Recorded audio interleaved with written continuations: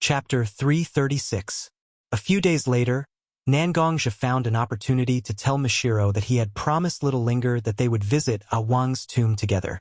Mashiro was naturally very grateful to Nangongzhi for saving Wang when they were in trouble. Therefore, he gladly agreed to Nangongzhi's invitation. Because he was worried about his sister's safety in Woodleaf Village, Nangongzhi actually went to look for Nangongro. However, Nangongro didn't seem to want to visit Wang's tomb with Little Linger and Mashiro, so she made some excuses. Nangongzhi also couldn't force his sister to visit Wang's tomb with him. Therefore, Nangongzhi found the people from the Bloodcloth Pavilion in Woodleaf Village and directly gave them the highest level of protection. If there were any abnormalities, they could directly notify Nangongzhi through the Bloodcloth Pavilion's channels. After making these arrangements, Nangongzhi's heart was a little relieved. After greeting Watergate and pretending to be polite for a while, he directly left Woodleaf Village with Little Linger and Mashiro. The village where Little Linger and Wang originally lived in wasn't that close to Woodleaf Village. In order to take care of Mashiro and Little Linger's speed, Nangongzhi also restrained his speed. On the road, the three of them walked for nearly half a month. In order to reminisce about the past, they even deliberately took a detour to the place where they had been before. Although Nangongzhi didn't understand this kind of sentimental behavior, since it was the request of the two girls, he naturally didn't have any objections. Looking at the familiar forest and road along the way, Nangongzhi also became a little girl like Mashiro and Little Linger. Looking at the surrounding environment, there was a little bit of sunset in the west sky. Nangongzhi waved at Mashiro and Little Linger and said, "Let's rest for a while. Let's all rest for a while." I looked around and felt that we should be able to reach Xiao Ling Heir's village tomorrow. Let's rest here for today and set off tomorrow morning. Mashiro and Little Linger also looked at the sky and knew that it was indeed time to set up camp and rest. Thus, they nodded and walked to where Nangongzhi was standing. They seemed to be very familiar with the most basic things like setting up a tent. The few of them were already very familiar with the process and naturally, they finished setting up the camp quickly. They even started a bonfire to make food and drive away the beasts that might be lurking around the camp at night. Although to Nangongzhi and the others, beasts weren't anything threatening, it was still quite annoying to have a beast come out to disturb them while they were sleeping soundly. The slightly orange-red flames of the bonfire danced on the wood, as if a female singer in a red dress was dancing gracefully. It had a natural beauty. Little Linger, who was sitting beside the bonfire, didn't seem to be as excited as the flames. Instead, she seemed to be a little quiet. Her pair of eyes were slightly absent-minded as she stared at the bonfire. However, no one knew where her thoughts had drifted to. Humans actually had many common problems. For example, when they were angry, they would lose their rationality. When they were intoxicated by love, they would become confused. When they stood next to their hometown, they would always have a feeling that they didn't dare to approach. They were afraid that their hometown would become different from their impression of it. They were afraid that many people who used to be familiar with them would forget about them. This kind of feeling was called timid when one is close to home. It was a very normal thing. Nangongzhi took a blanket and quietly sat beside Little Linger. He gently placed his hand on Little Linger's shoulder. Little Linger was slightly dazed before she reacted. She looked at Nangongzhi and asked with some doubts, "Brother Nangong, what's the matter? Did Mashiro, Jejia need my help to cook?" Although Little Linger wasn't that good at cooking, she would occasionally help Mashiro and Nangongro at home. She could be considered to be experienced in the kitchen. Therefore, when she saw Nangongzhi suddenly appear beside her, Little Linger immediately thought that it was Mashiro who asked Nangongzhi to come over to help cook. Nangongzhi shook his head and denied Little Linger's question. He then opened the blanket in his hand and draped it over Little Linger's shoulder. He gently said, "The temperature in the forest is quite cold at night. Although it's near the bonfire, you still need to wear more clothes. Wouldn't it be bad if you catch a cold?" Little Linger looked at the blanket that Nangongzhi draped over her body. She seemed to dislike the blanket that Nangongzhi hastily draped over her body. Therefore, she rearranged her little body and completely wrapped herself in the blanket. Only her two small hands could be seen grabbing the edge of the blanket tightly. However, Nangongja could still see that little Linger's body was slightly trembling even after being wrapped in such a thick blanket. The reason for her trembling naturally wasn't because of the night breeze, but because of little Linger's own heart. It had been more than 10 years since she left this remote village. That little Linger from back then had grown into a beautiful and charming girl. However, this also meant that she hadn't seen her grandfather's burial ground for more than 10 years. The deep sense of self-blame that had been suppressed in her heart was like a pile of stones that weighed down on little Linger's heart. For a moment, she actually felt a little breathless. Just a little bit more and she would be able to see her grandfather's resting place. However, little Linger's heart wasn't filled with joy. Instead, she had a feeling of escaping. As time passed, this feeling became more and more intense. "Don't be afraid." Little Linger could feel the corners of her eyes turning moist. Her legs were also slightly trembling. Suddenly, a gentle voice sounded in little Linger's ears. Nangongja was still looking at the dancing flames above the bonfire. However, little Linger knew that the person who spoke was definitely her brother Nangong, who had accompanied her for more than 10 years. He had watched her grow from a child to where she was today. Trembling, little Linger inhaled a little of the cold air in the forest. Then she probed Nangongja and said, "But..." The hand that was originally on little Linger's shoulder lightly patted little Linger's shoulder. Nangongja finally turned his face to face with little Linger and said, "Don't be afraid. No matter what, aren't I and your Mashiro sister still here with you? So little Linger, don't be afraid. Since you're here, you should do what you're supposed to do." Chapter 337. The night quietly slipped away from Nangongja and company's dreams. When little Linger opened her eyes, she discovered that her brother Nangong was already packing their luggage. Sister Mashiro had already prepared breakfast and seemed to be waiting for her. Coming to visit her grandfather's grave was little Linger's own request. Although Nangongja and Mashiro were indebted to Wang, the reason why they were able to sleep in such a remote place was because of her own request. Even if it was just this, it would not allow him to shrink back. "I must face these things that I should face in the first place. Are you awake? Come on. It's time for breakfast." Sensing that little Linger had woken up, Mashiro revealed a motherly smile. She waved towards little Linger and called little Linger over for breakfast. Little Linger stood up and tidied up her sleeping bag. She sat beside Mashiro and began to enjoy some mushrooms and wild herbs that seemed to be found in the surrounding forest. Although the taste wasn't that pleasant, the smell of the mountain assaulted her senses.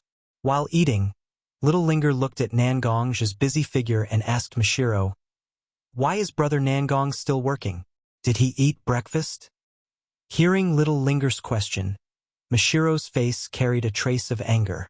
She glanced at Nangongja and said to little Linger, "You don't know.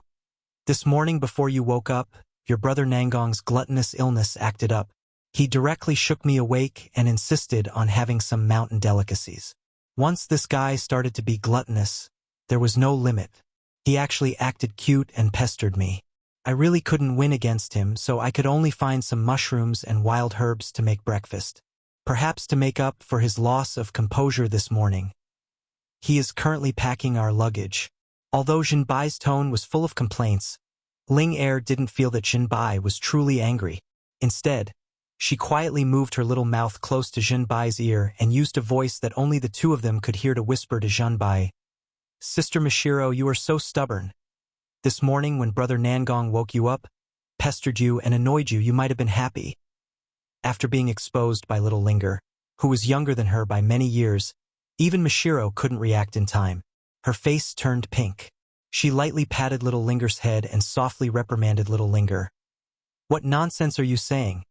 If you continue like this, then go and accompany your brother Nangong to pack our luggage. The two of you can wait for the food to get cold before you eat it." Hearing Mashiro's disguised threat, little Linger quickly shut her mouth. Her cheeks puffed up and she was like a little hamster as she quickly devoured her food. Although Nangongja was also very envious of Mashiro and little Linger being able to enjoy their food, he still happily watched Mashiro and little Linger eating together. Although their age difference wasn't big, little Linger and Mashiro's relationship was as warm as that of a mother and daughter. Breakfast passed in such a noisy manner. Nangongja had just finished packing and received Mashiro's warm wild vegetable and mushroom porridge. At this point, there were almost no common roads. Most of the roads were man-made livestock or small paths that the residents walked on. After walking for half a day in the forest that was filled with shrubs and trees, Nangongja and the other two were still surrounded by green trees. They couldn't tell where they were at all.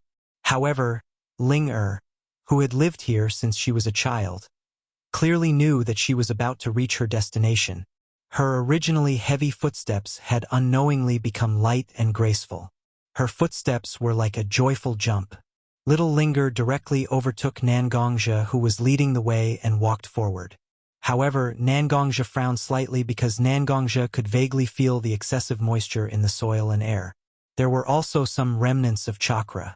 After careful observation, Nangongja discovered that this chakra was different from normal chakra. It was filled with a primitive and violent aura. If he had to find an analogy, Nangongja felt that only a Chibi and Ninetails chakra aura was similar to this aura. Was it a tailed beast? Nangongja sensed something and quickly increased his speed. He pulled Mashiro and dashed towards the direction little Linger was heading. Although Mashiro did not know why Nangongja was suddenly so anxious, he still followed Nangongja's pull and dashed towards little Linger's direction. Soon, Nangongja and Mashiro left the dense forest. Bright sunlight and a wide space appeared in front of them. However, little Linger was standing on top of a mound without saying a word. Even if she sensed Nangongja and Mashiro's arrival, she did not react at all. Because of the mound, Nangongja did not know what was in front of him. Thus, he let go of Mashiro's hand and walked forward to stand on top of the mound where little Linger was. Looking around, the originally peaceful little village was no longer the same as Nangongja remembered. One by one, the wooden houses had already collapsed, and there were still huge holes in them. Although it seemed that a certain amount of rescue had been carried out, some of the puddles were still a little red with blood. Looking at little Linger beside him, little Linger's face was so dull, but drops of tears kept overflowing from little Linger's eyes. Nangongja looked at little Linger. His heart was also very sad. He stretched out his hand and hugged little Linger in his arms, slowly stroking little Linger's back with his hand. No, it's gone, everything is gone. Why? Obviously, this place is so remote that it's meaningless to any country or village, but it's still invaded. Why? Why? Why? In Nangongja's embrace, the grief that Linger had been suppressing all this while was completely unleashed. The mournful screams were like a sharp knife piercing Nangongja's heart. When did little Linger become like this? No matter who it is, he must make them pay with blood. Nangongja quietly made such a vow in his heart. Chapter 338. While hugging little Linger, Nangongja suddenly noticed a little movement in the forest on his left. After nodding to little Linger and Mashiro behind him, Nangongja let go of little Linger in his arms. The power under his feet instantly erupted, and his whole body was like a huge bird flying through the sky, rushing straight into the forest. After entering the forest, the obvious man-made traces on the ground became more and more conspicuous. However, Nangongja still had some doubts in his heart, because according to the usual behavior of a ninja, in such a place where there were no obvious paths and trees, one would generally rely on one's physical advantage and a certain amount of chakra's assistance to move between the branches. But now, Nangongja could see that most of the traces were on the ground, and they were very obvious. Obviously, they weren't covered up properly. This kind of trace didn't seem like the quality of a ninja, and it was very likely that it was left behind by an ordinary person. But considering the miserable situation of the village and the aura of the tailed beast, Nangongja felt that he shouldn't let down his guard. So he also took out the Heaven's Disaster Sword and its scabbard, and slowed down his speed. While slowly moving forward, Nangongja's hand that was holding the Heaven's Disaster Sword's hilt also slowly became tighter and tighter. Suddenly, Nangongja suddenly pulled out his sword. The Heaven's Disaster Sword didn't leave its scabbard, but directly slashed towards a big tree behind Nangongja. After a moment, the big tree fell down, and Nangongja's figure was already standing behind the fallen tree. A man who looked to be in his 40s or 50s, wearing rough clothes, was sitting on the ground, paralyzed with fear. Although Nangongja's Heaven's Disaster Sword was wrapped in the scabbard, it was pointed directly at the man's throat. On the man's body, the hair on his body stood up. Obviously, even if the Heaven's Disaster Sword was dormant in the scabbard, it was still dangerous for Nangongja. The man's eyes stared straight at the Heaven's Disaster Sword in Nangongja's hand, and his eyes were a little numb. It was a kind of numbness that was filled with fear. The man's body was slightly trembling, and his mouth was muttering something. Nangongja tried his best to listen carefully. Finally, he heard what the man was saying. "Don't kill me. Monster. Monster. Don't hurt my family. I'll kill you. Fight. Girl. What's wrong with you? Don't scare father. Open your eyes. Don't fall asleep. My home is gone. It's gone." Gradually, the man who was still staring blankly at Nangongja's scabbard held his head tightly, and the murmuring voice turned into a heart-wrenching roar. The kind of man who lost everything he cherished, who clearly hoped that he could accompany his everything to disappear, was lucky and unlucky to continue living in this world. Poor man. Different from before, Nangongja's heart quietly began to breed a kind of emotion called pity. Didn't he also lose everything he was familiar with? Although he was still young at that time, and might not have felt such strong emotions, he would have been driven by the strong desire for revenge in his heart. If he wasn't careful, he might have walked on a path of self-destruction. In that case, wasn't the seal that was engraved on his body a good way to maintain his original heart? Nangongja was actually very satisfied with the days he was living with his sister Nangongro, Mashiro, and Little Linger. The extreme emotions that he originally had because he was deceived and coaxed had already disappeared for the current Nangongja. Therefore, Nangongja was filled with sympathy for this man who had a similar experience as him and had already embarked on the path of self-destruction. Instead of letting him torture himself in the human world, Nangongja didn't mind offering his pity to this man. "Brother Nangong, wait." Just as Nangongja unsheathed the calamity sword in his hand, Little Linger's voice sounded behind Nangongja. Obviously, she couldn't wait for Nangongja to return, so she brought Mashiro here. Little Linger. Seeing Little Linger walking over, Nangongja's eyebrows slightly knitted together. Because Nangongja didn't want Little Linger to see him killing people, he said to Little Linger in a serious tone, "Bring your sister Mashiro to the side first, I'll be done soon." After saying that, she looked at the pitiful and pathetic man who was immersed in his own world with a sharp gaze. "Brother, what I mean is that I might be able to get some useful information from him. He's a neighbor who often helped me and my grandfather when I was young." After this, Little Ling Er's eyes were filled with determination and sadness. "After this, I hope that Big Brother will be able to stop him from living such a painful life." Hearing Little Linger's words, Nangongja finally looked at the child he watched grow up. Unknowingly, Little Linger was no longer the little girl who only knew how to act coquettishly. Instead, she was a mature person who could make her own decisions. He nodded and made room for Little Linger. Little Linger walked to the man's side and slowly squatted down so that she could be at the same level as the man. Little Linger tried to make her voice as soft as possible, and at the same time, she used some of the illusion principles she learned in the ninja school. Finally, she opened her mouth. Uncle, I know that you're very sad right now, but you can't immerse yourself in sadness like this, right?" Little Linger's voice sounded very ethereal, as if it came from the end of the sky. However, after listening carefully, it sounded like she was whispering in his ear. It was this extremely conflicting feeling that made the man whose thoughts were in a mess. At this moment, a trace of clarity appeared in his eyes. Chapter 339. I shouldn't be sad? The man muttered to himself. "No, my family, my home was destroyed. Why shouldn't I be sad? My home, my daughter. No. Although it didn't achieve the desired effect, there was no doubt that Ling Er's words had actually torn a small crack in this man's heart. As long as they used the right method to guide him, it wasn't impossible to make this somewhat crazy man reveal the information they needed.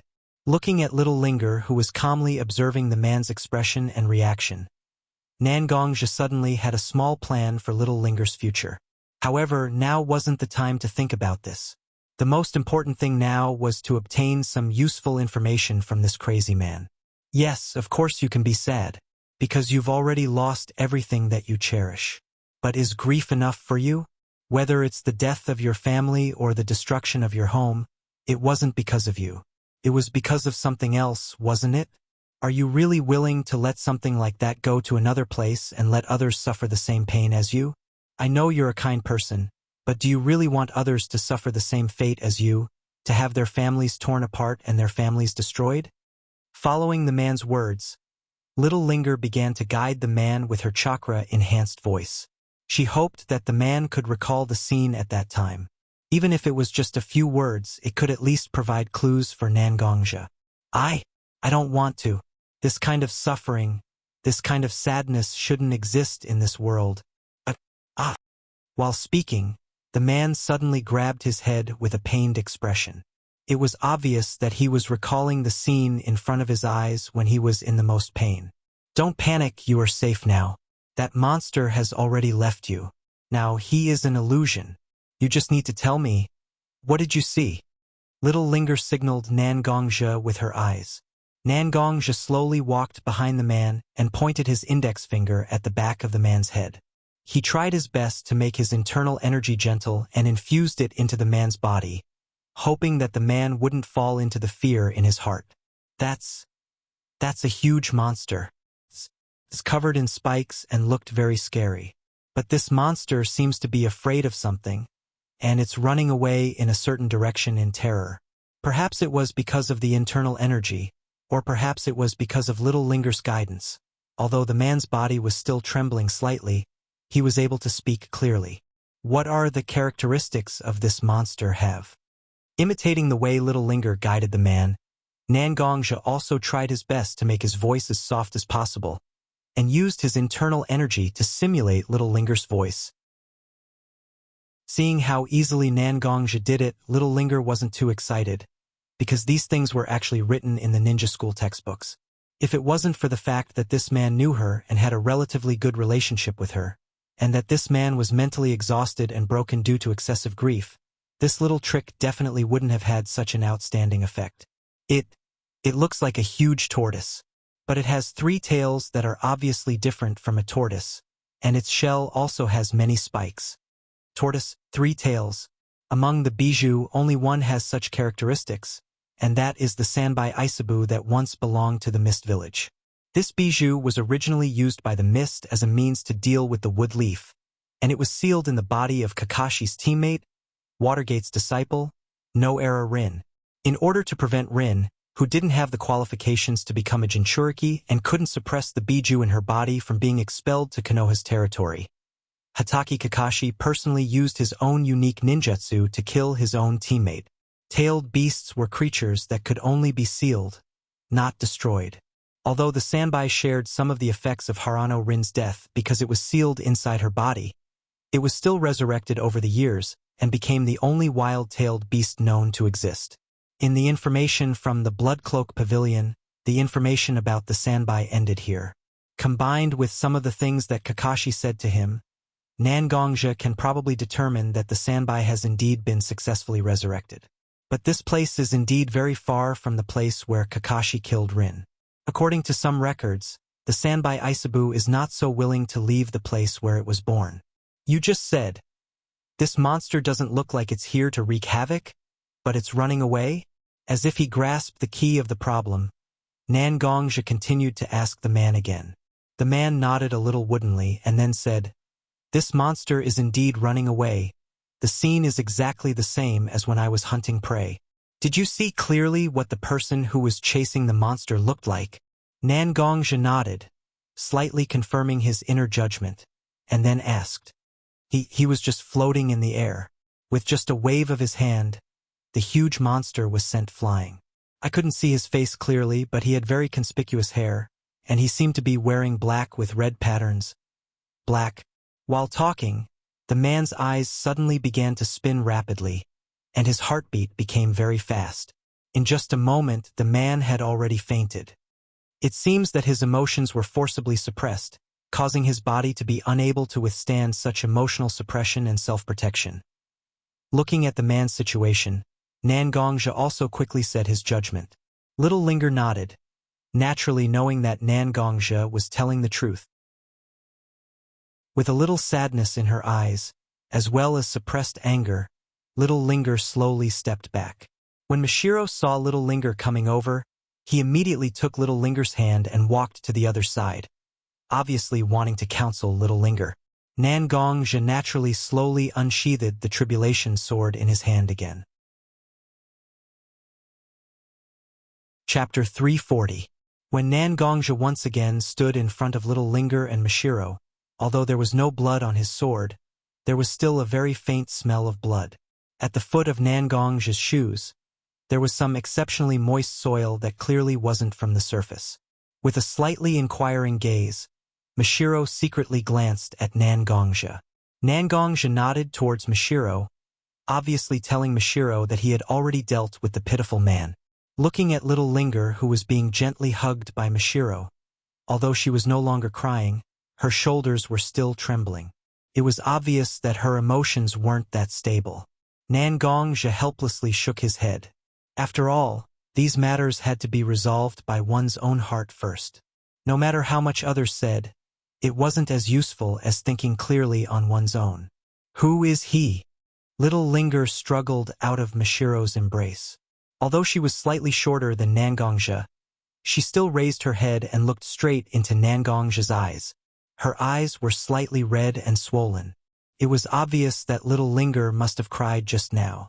However, Nangongja saw an extremely dense anger and unwillingness in those red and swollen eyes. Nangongja didn't wish to see such emotions in Little Linger's eyes.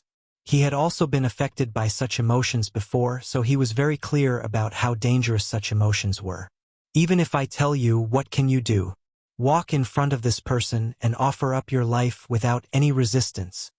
This was the first time Nangongja used such a tone towards Little Linger. Usually, Nangongja could be said to be extremely doting towards Little Linger. Sometimes, even Nangongro would ask Nangongja with a sour tone who he treated as his sister. However, now that Nangongja directly said such harsh words to Little Linger, it made Little Linger unable to react for a moment.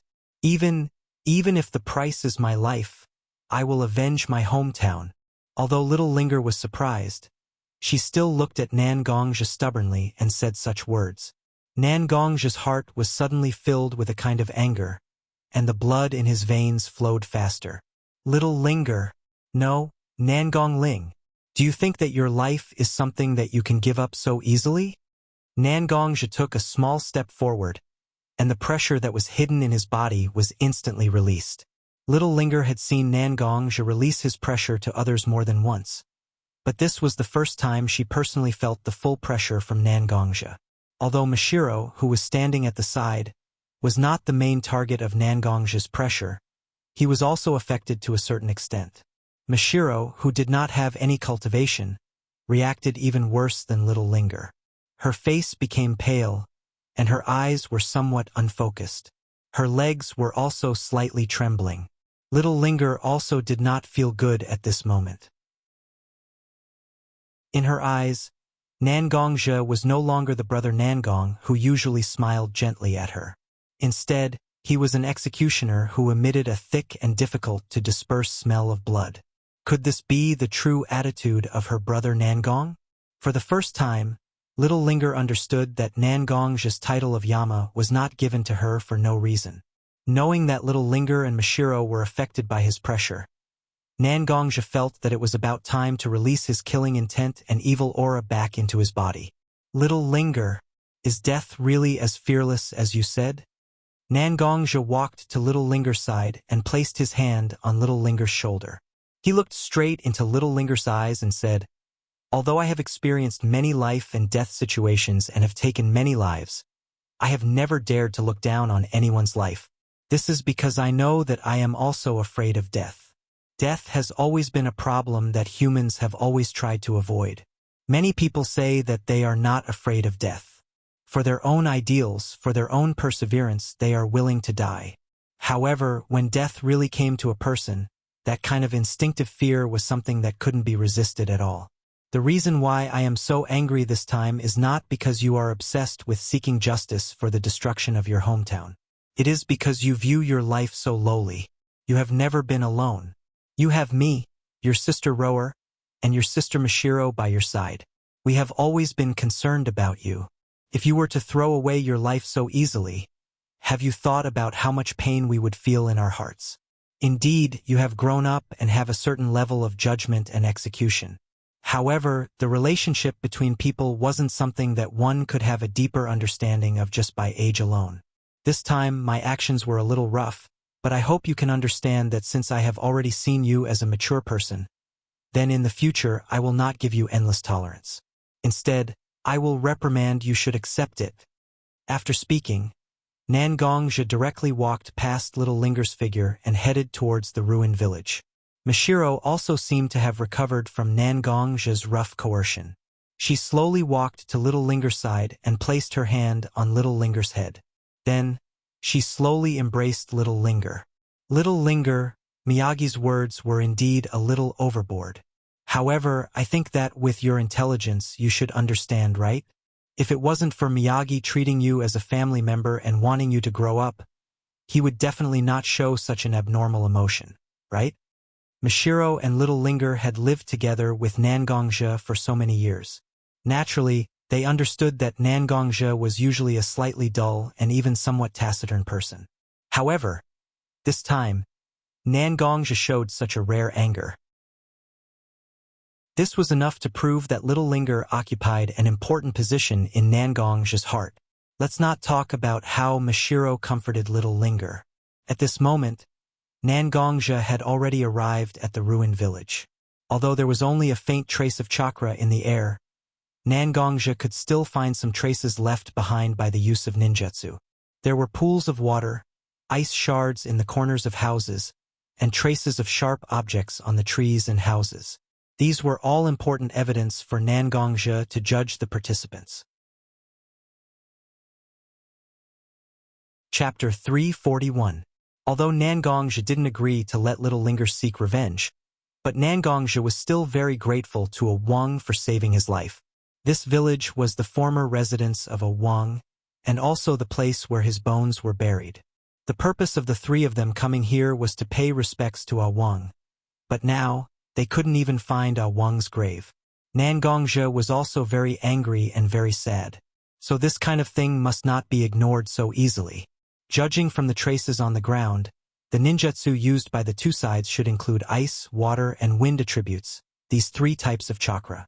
But these three types of attributes didn't bring about the effect of floating in the air like the crazy uncle said.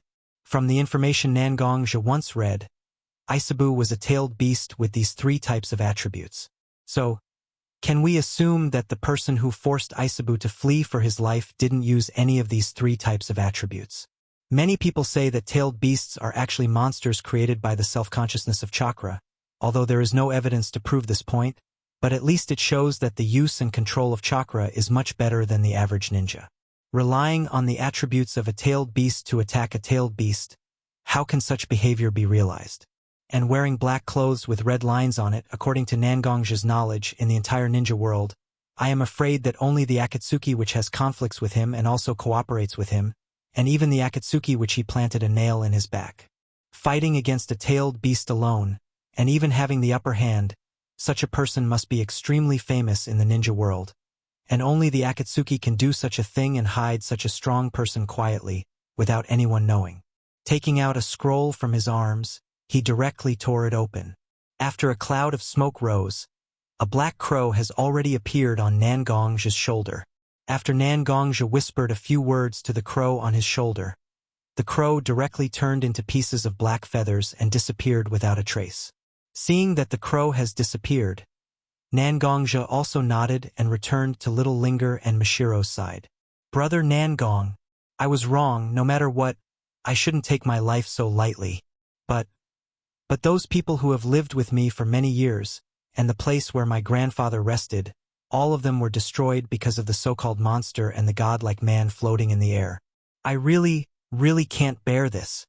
After saying that, little Linger also showed her strong unwillingness. Nangongja naturally knew what kind of temperament little Linger has. Perhaps after being persuaded by Mashiro for so long, she indeed gave up the impulsive plan of going alone to seek revenge, but she will absolutely not give up on seeking revenge. "Well, you don't have to worry about these things. I have my own plans. I will certainly not let those unscrupulous people be so free. Even if there is no way to directly kill them, at least there is no problem in causing trouble for them." Nangongja knew that he was going to face the Akatsuki, although his strength has also reached the Kage level in the ninja world.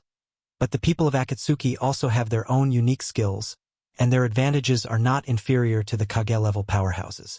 Of course, he can't just foolishly run up to them, so it seems that the only thing he can do is to cause trouble for them.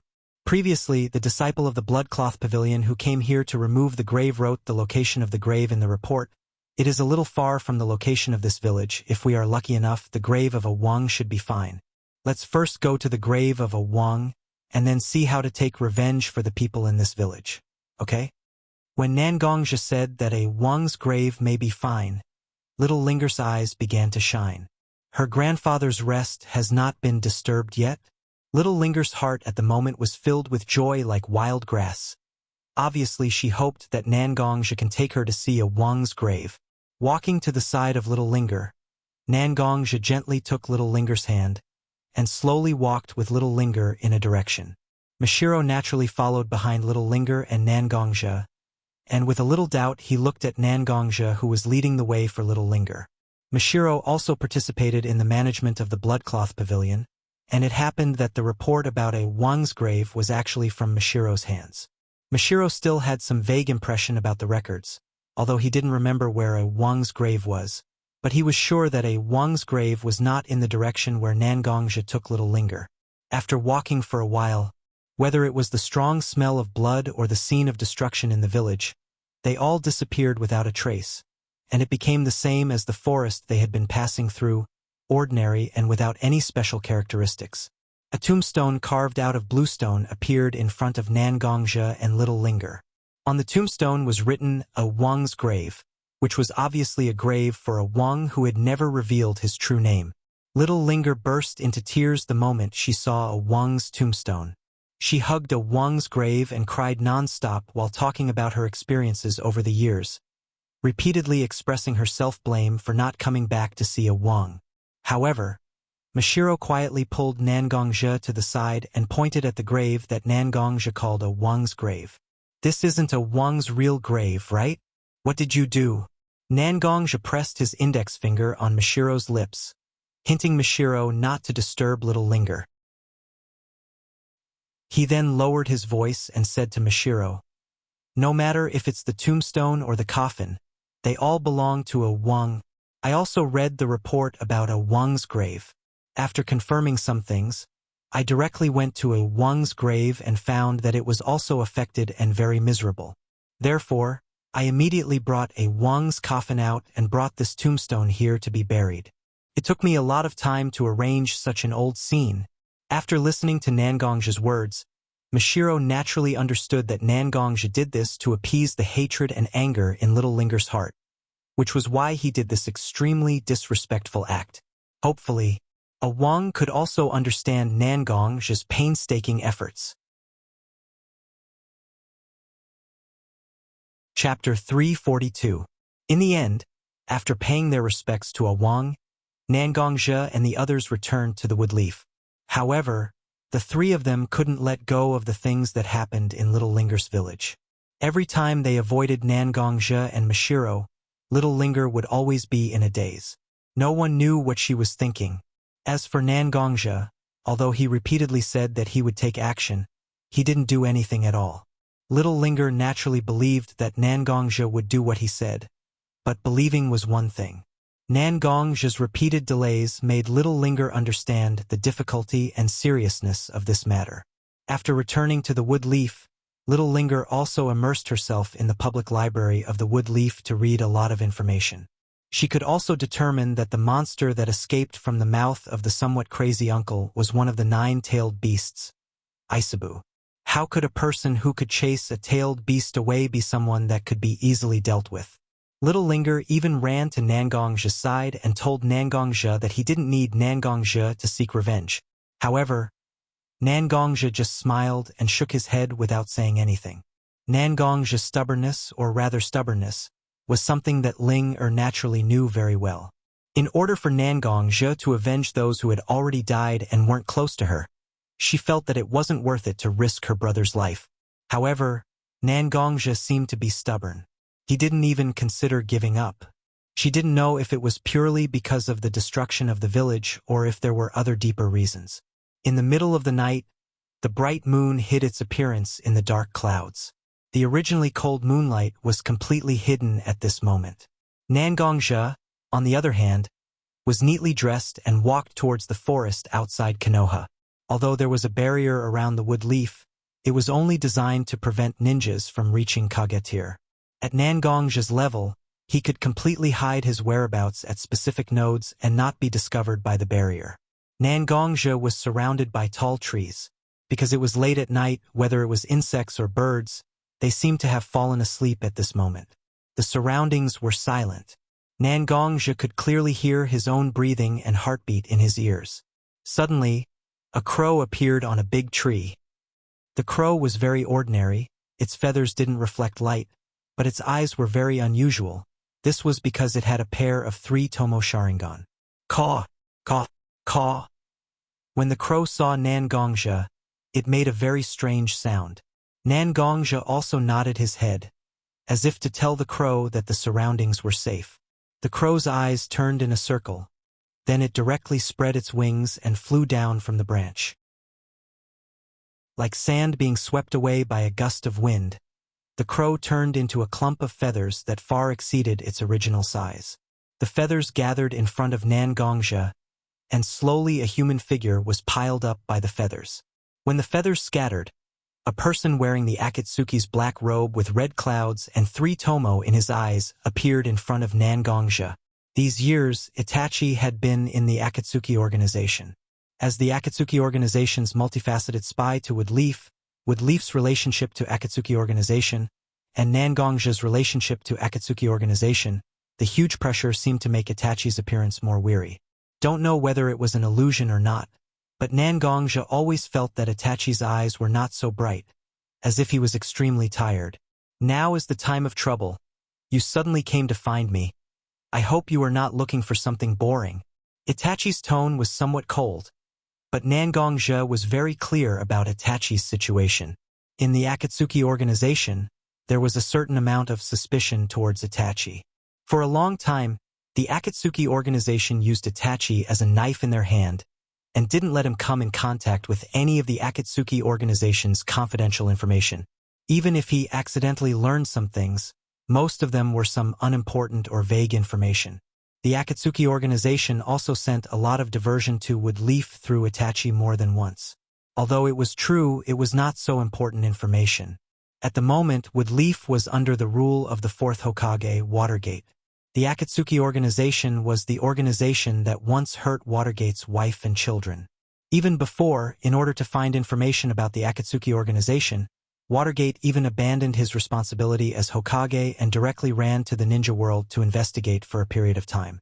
It's conceivable that when Watergate knew that Wood Leaf actually placed his own nail in this organization, how anxious Watergate's heart will be, and how great the pressure on Itachi will become.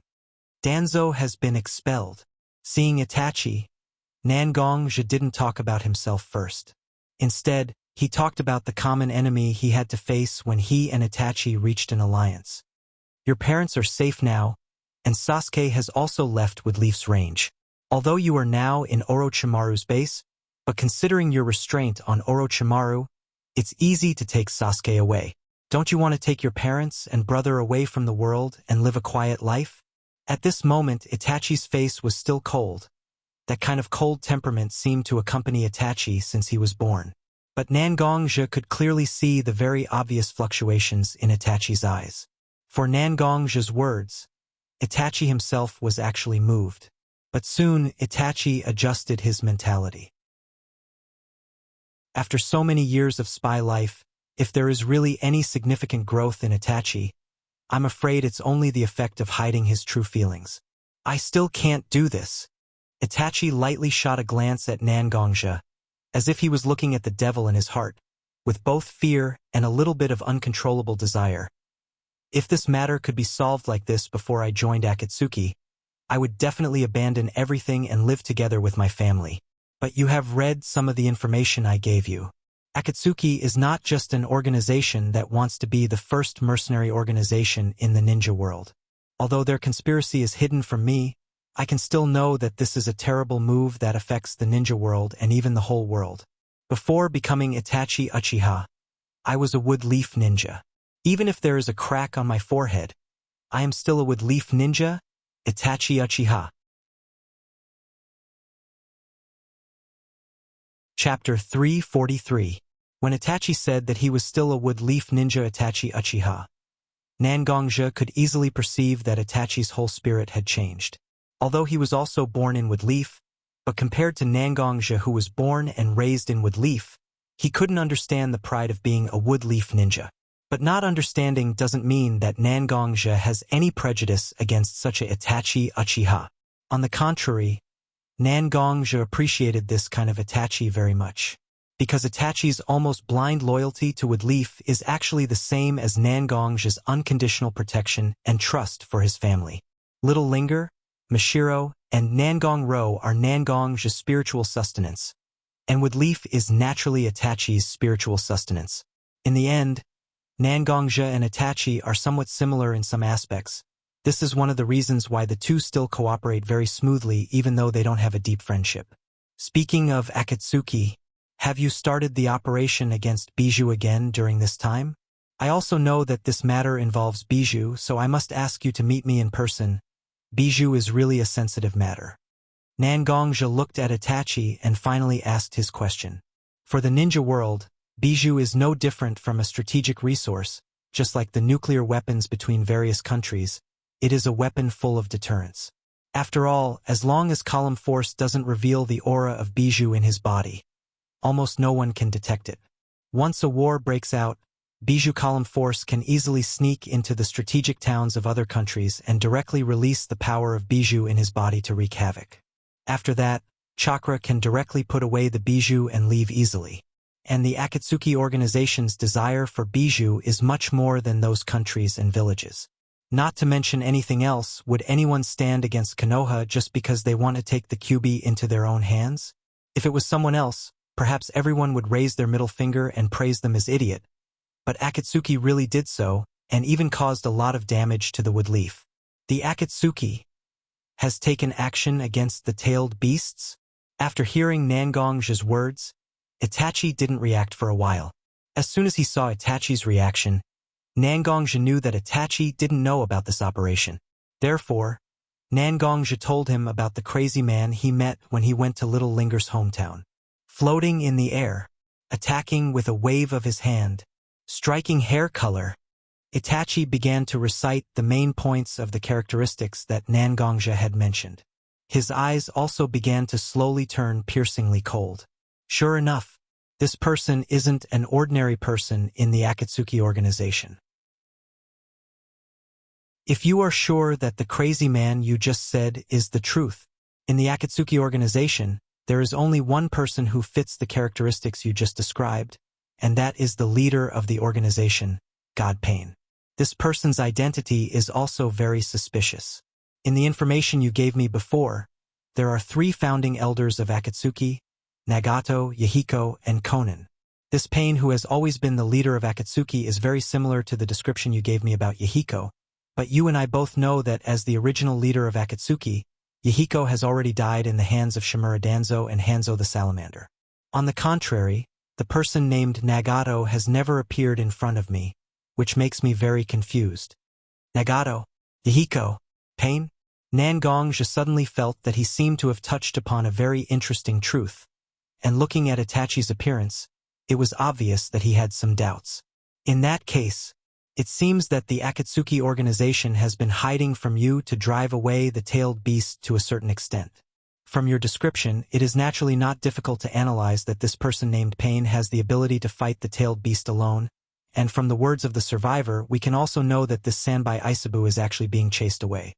So, can we assume that defeating the tailed beast is not Pain's goal, but more likely, he wants to drive the Sanbai to a place where he can effectively monitor it? The Sanbai itself is now in a wild state, and as the Akatsuki organization who is interested in collecting tailed beasts, it may be because of various reasons that they can't directly capture the Sanbai, but they also hope that this target can always be in their sight and easily controlled. And the Sanbai is an extremely lazy creature. Once it starts to live in a place, as long as there is enough food and no one disturbs it, it can always live in one place.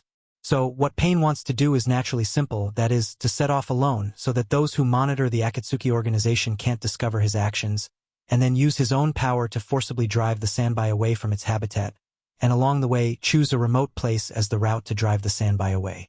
The village that Little Ling originally lived in was located in a remote area. The village was surrounded by dense forests, which naturally met Pain's requirements.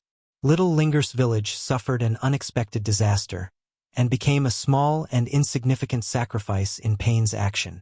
Nangongja doesn't know Pain, but Itachi is in the Akatsuki organization, so naturally, he has some understanding of Pain's philosophy. Pain has always claimed that his actions are for the eternal peace of the shinobi world, although he doesn't know what Pain is going to do, but from what Nangongja said, it is naturally not difficult to judge that Pain actually doesn't care so much about the lives of ordinary people. Itachi. Nangongja was silent for a long time, and finally said to Itachi Uchiha, although we don't know the specific plan of the Akatsuki organization, but tailed beast must be an important part of it. So I hope you can try to find out where Pain is keeping the Sanbai in captivity. Since it is the target of his own surveillance, he will naturally send people to monitor it. Once there is a transfer of personnel, there is naturally no way to completely hide it. I need you to help me find out all the useful information. Itachi heard Nangongja's words, and also nodded very seriously. Nangongja actually just wants to make things difficult for the Akatsuki organization, so he hopes that he can destroy their plan of keeping the Sanbai in captivity. And Itachi is concerned about the huge ambition of the Akatsuki organization. He hopes that he can stop the Akatsuki organization from carrying out such a crazy plan. Obviously, they have different starting points, but they are on the same path. In this way, it is very interesting. Chapter 344. Whether it was Itachi or Nangongja, they were very concerned about finding the Sanbai's habitat and destroying the Akatsuki's plan. With the information provided by Itachi and the cooperation of many disciples of the Bloodcloak Pavilion, they were gradually able to narrow down the Sanbai's location to a certain extent. Originally, the Sanbai was sealed in the body of the Wood Leaf Shinobi, Harano Rin, by the Mist Shinobi.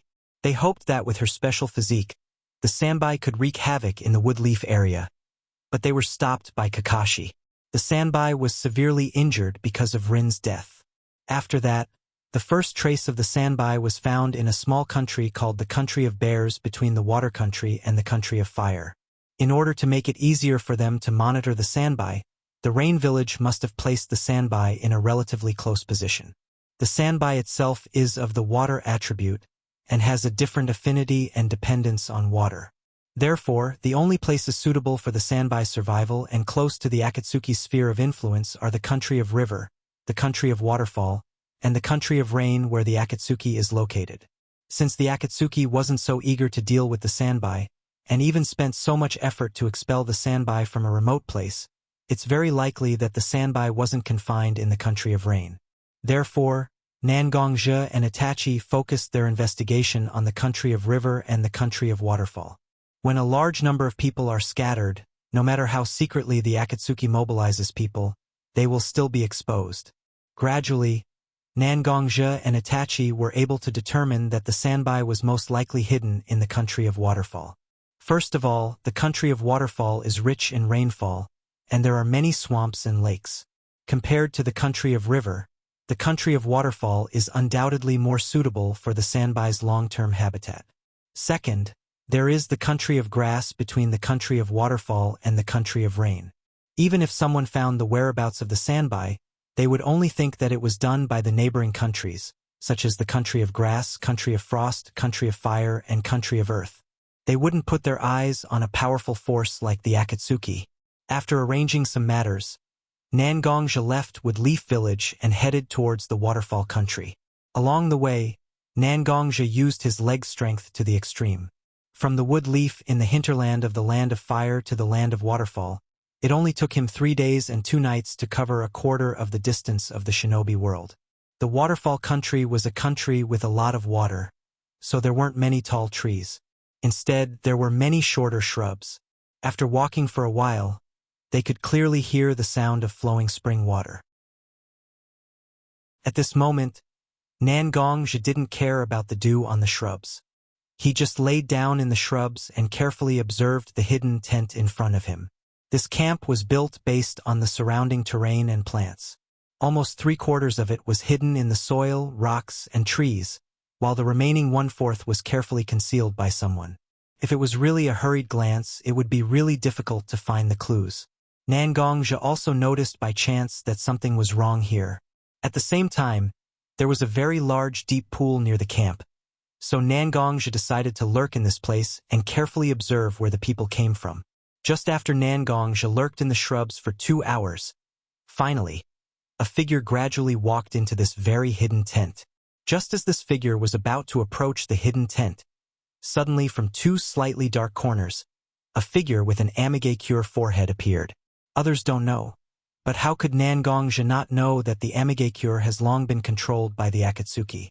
These ninjas with the Amigakure forehead are members of the Akatsuki. Nangongja believed that in this hidden camp, there must be detailed information about Isabu. If he could obtain such information, then it would be more feasible to destroy Akatsuki organization's captive breeding plan. After all, for everyone, tailed beast, this kind of creature was still in a kind of half-understood state. If he can get the research information about the sandbai, then naturally it will save a lot of unnecessary trouble, so why not? Therefore, in order to ensure that the information he wants to get is not destroyed by these ninjas, Nangongja decided to assassinate these ninjas of the Amigakure. Looking at the ninja who seemed to come to report entered the tent after a series of checks, Nangongja also observed a little bit of movement in many hidden places. If it is an ordinary person, it is naturally difficult to detect the reason, but Nangongja is an experienced ninja, so it is easy to judge that these places are the distribution of some hidden sentries. Nangongja quietly pulled out the sword behind his back from the scabbard. The dark sword ridge reflected Nangongja's cold face. At this moment, his face has slowly emerged with a somewhat cruel smile, as if he is very excited about being able to freely hunt. If other people saw this, they will be instantly creeped out. Under the effect of exquisite movements, Nangongja's figure instantly disappeared from the place. At this moment, Nangongja's figure has quietly appeared in the most remote sentry post from the camp. It was similar to an ordinary sentry post. In order to prevent a person from being distracted sometimes, there are 2 ninjas in this sentry post to take care of each other.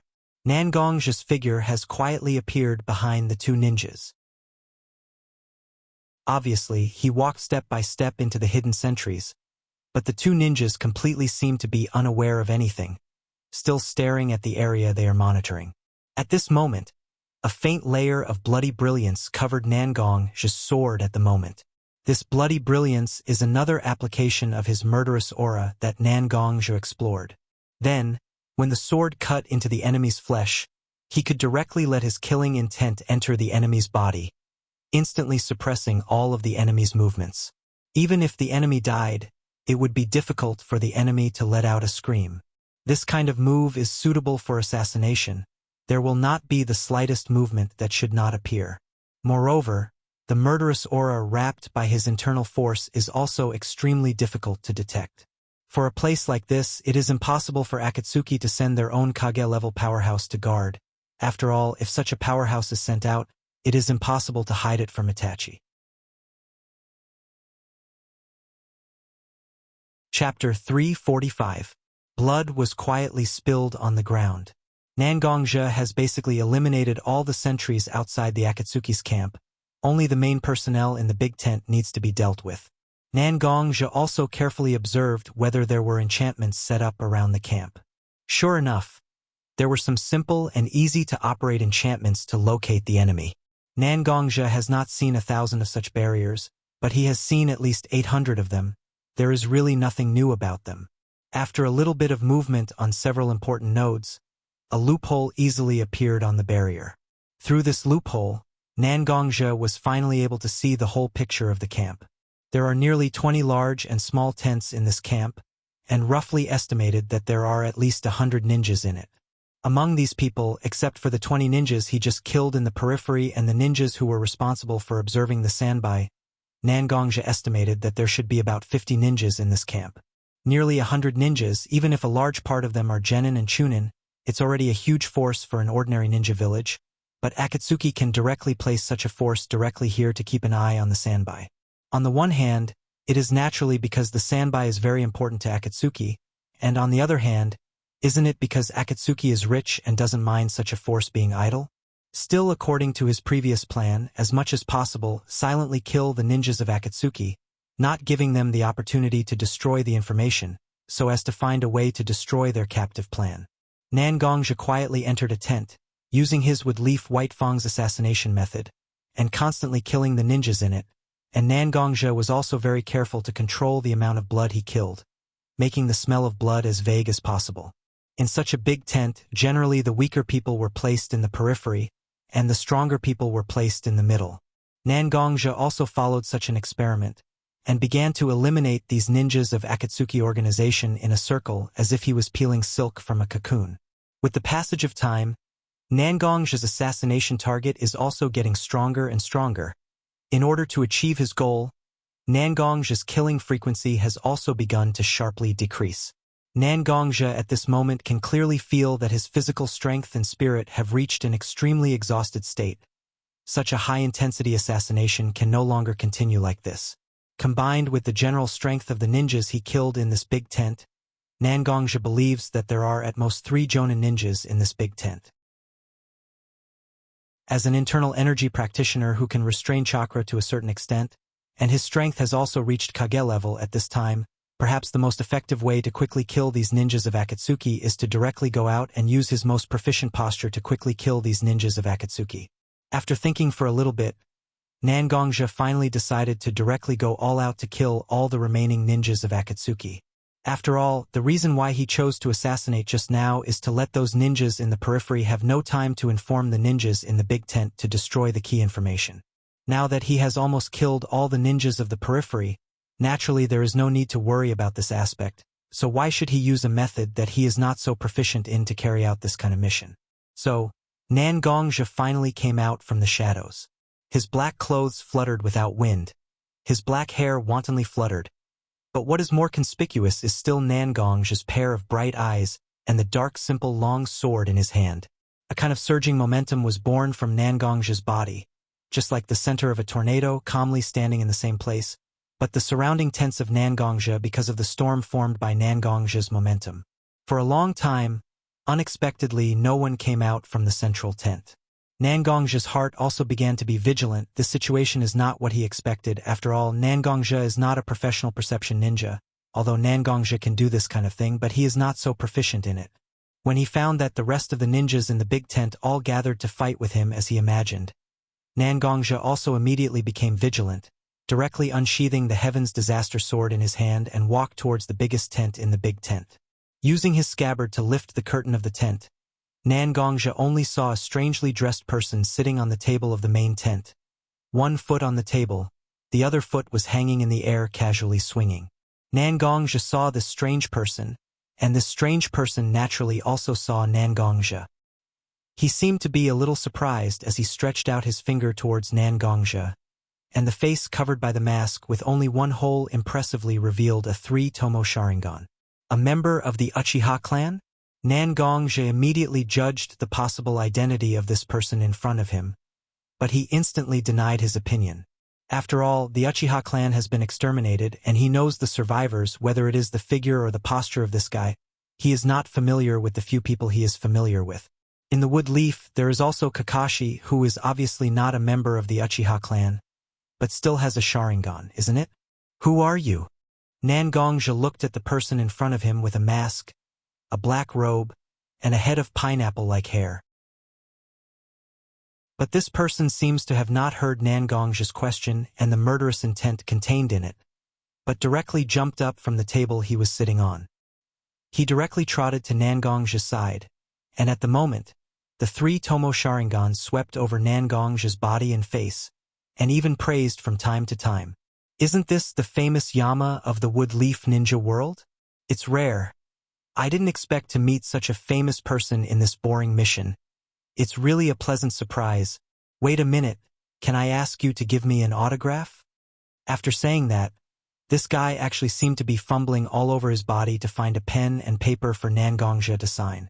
Nangongja was already somewhat angry because of the previous slaughter, and now seeing the strange guy's appearance in front of him, he was too lazy to suppress the anger in his heart for a while, and directly took out his tribulation sword and directly pierced the guy's chest.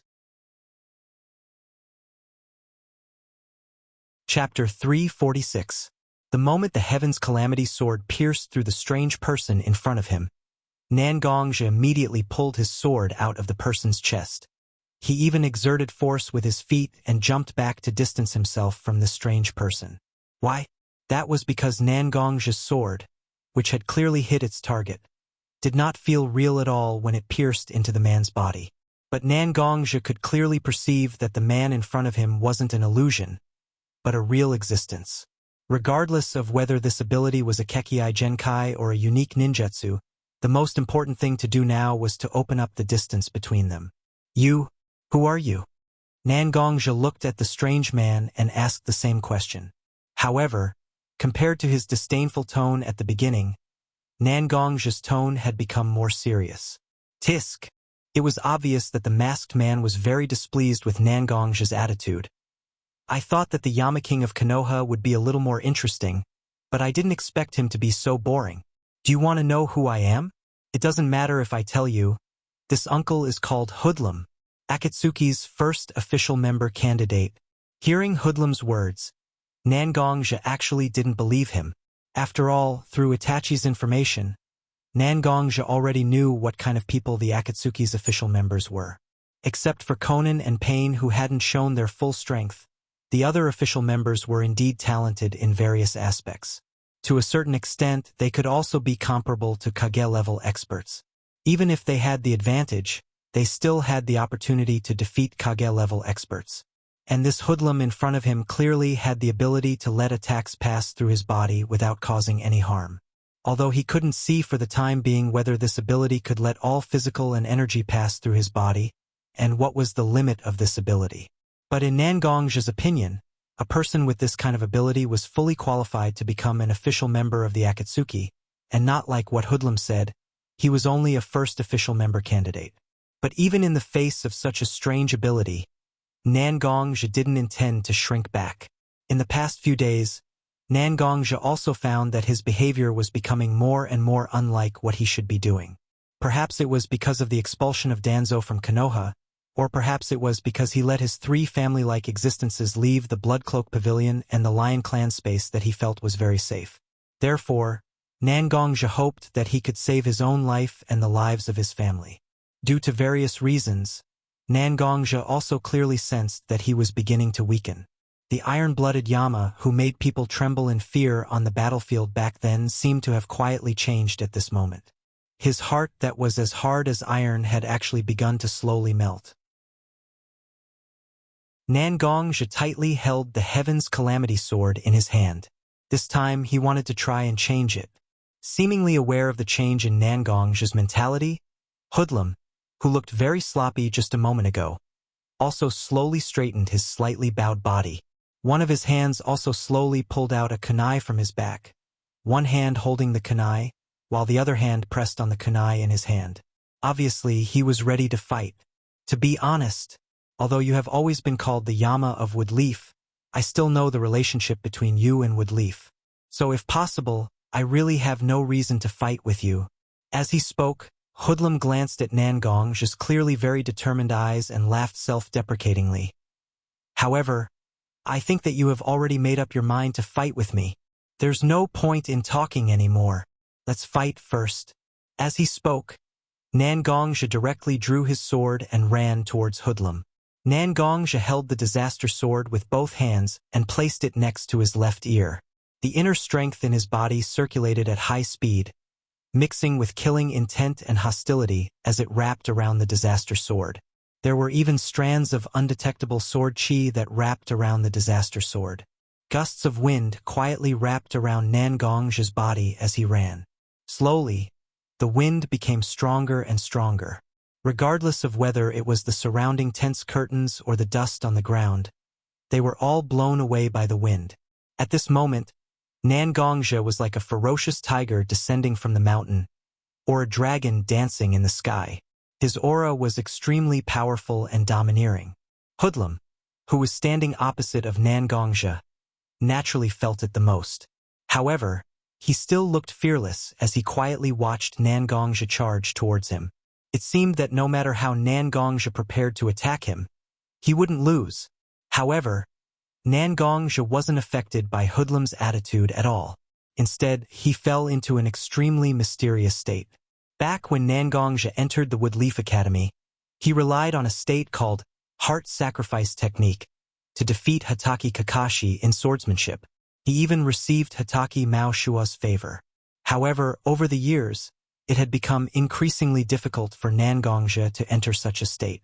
Today, Nangongja was completely immersed in his sword for the first time in a long time. Ignoring Hoodlum's expression and his surroundings, Nangongja suddenly had a strong desire in his heart. Swing the sword non-stop. It wasn't to defeat his enemy, nor was it to familiarize himself with swordsmanship. It was purely to swing the sword. That strong desire was like a thirsty person craving for spring water, or a hungry person craving for food. It was a primitive desire that came from his own blood and body.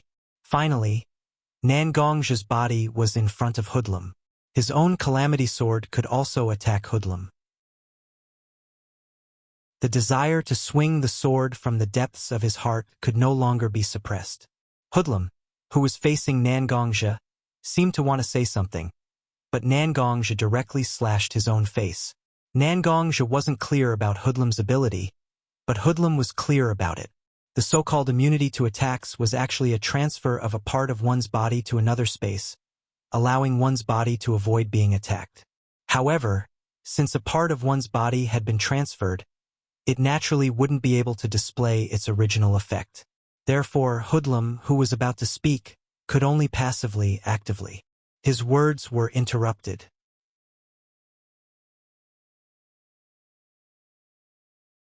Chapter 347. When Hoodlum saw Nangongja's sword slash across his neck, his throat was transferred to his body. Just as Hoodlum was about to open his mouth to escape, Nangongja directly slashed at his shoulder joint. Nangongja's sword was extremely fast, so Hoodlum could only restrain himself and redirect Nangongja's attack. Limbs, joints, internal organs, and any other fatal or serious weakness of the human body were all attacked by Nangongja's sword. Hoodlum didn't have a chance to speak at all. He could only passively move a part of his body to avoid being hit. Just looking at the Red Heaven's Calamity Sword in Nangongja's hand, Hoodlum already felt great pressure. Nangongja, who was frantically swinging his sword, completely ignored Hoodlum's predicament. Instead, he seemed to be enjoying himself. The internal energy and sword energy covering the Heaven's Retribution Sword started to dissipate bit by bit, causing the originally ferocious Heaven's Retribution Sword to return to its original dark and simple appearance. Although the internal energy and sword energy were dispersed, Hoodlum didn't know why, but he felt that Nangongja's sword had become even more ferocious. The current state of the two of them was extremely comical. Hoodlum was like a wooden puppet, standing in a daze on the spot. Because his joints were constantly being attacked by Nangongja, he couldn't exert any strength. Nangongja's sword was originally very fast, and it was as if the entire sky was filled with the afterimages of his sword. Smoke and dust surged around Nangongja, making him look very imposing. But now it was as if he had lost all of his strength. His sword danced very slowly, but one could faintly see that Nangongja's arm had transformed into several afterimages that attacked different parts of Hoodlum's body. As the one being attacked, Hoodlum naturally knew that it wasn't that Nangong's speed had slowed down, but that his speed was too fast. It was beyond the range of what could be seen with the naked eye. The arm and the Heaven's Retribution sword that could be seen with the naked eye were the result of countless afterimages overlapping. Everything seemed to be in a stalemate as time passed minute by minute. Nangong didn't seem to be affected, but Hoodlum didn't seem to be as confident as before. Suddenly, Hoodlum gathered all the chakra that he could control and released it. The shockwave from the chakra forced Nangong back by half a step. Hoodlum also took advantage of this opportunity to absorb his body into a spatial vortex and appear far away from Nangong. Spatial ninjutsu. Previously, Nangong wasn't able to distinguish what kind of ninjutsu Hoodlum used to avoid his attacks. However, after attacking for so long, Nangong was able to detect spatial fluctuations. In order to avoid Nangong's pursuit, Hoodlum skillfully used a spatial ninjutsu that allowed him to appear in another place. More importantly, Nangong wasn't able to discover Hoodlum's method of avoiding his attacks, but he discovered a possible weakness of Hoodlum's ninjutsu. This weakness was very obvious, and that was time. One must know that when Nangong and Hoodlum were fighting just now, the two of them were actually in a strange stalemate. If Hoodlum could continue using his ninjutsu, then he would naturally be able to continue this strange stalemate. However, Hoodlum's mentality began to change, and he seemed to be very unwilling to continue this stalemate. He directly compressed the chakra in his body and released it. Compressing chakra and releasing it wasn't a simple matter. To do so, not only did he have to have extreme control over his own chakra, but he also had to bear the possibility of the violent chakra constantly destroying his body. Although Hoodlum looked calm, Nangong felt that he was just putting up a strong front. It was very likely that Hoodlum's body had already suffered internal injuries. Yama, I know the purpose of your visit, and it's definitely because of the sandbai. Although I don't know what you're trying to do with the sandbai, I don't want to care. Today's battle between you and me can be considered a draw, but in the future we will naturally have a different victor.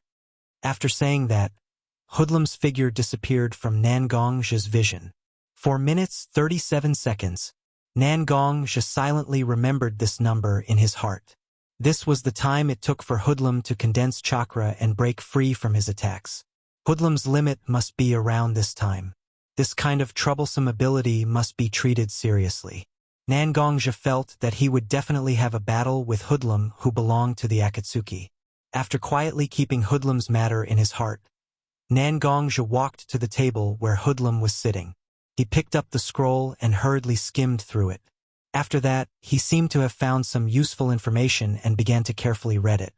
Outside the Akatsuki's secret camp, Hoodlum and Zetsu were standing together looking at Nangong's camp.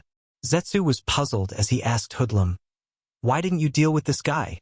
Although it seemed like you didn't have the strength to retaliate, but I know that as long as you're willing to pay a small price, you can definitely kill this alien ninja who cultivates internal energy. This guy, I feel that we will definitely have to face a formidable opponent in the future."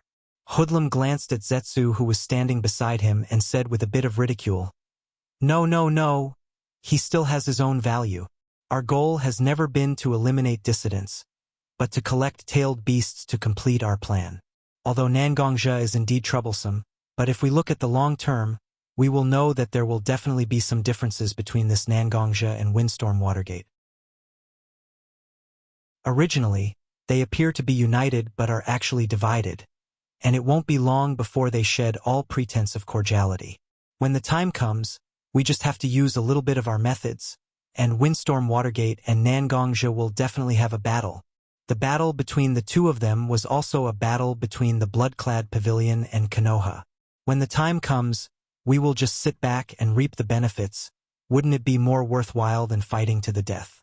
Finished speaking, Hoodlum directly turned around and didn't look at the dozens of Akatsuki members who had died in the camp.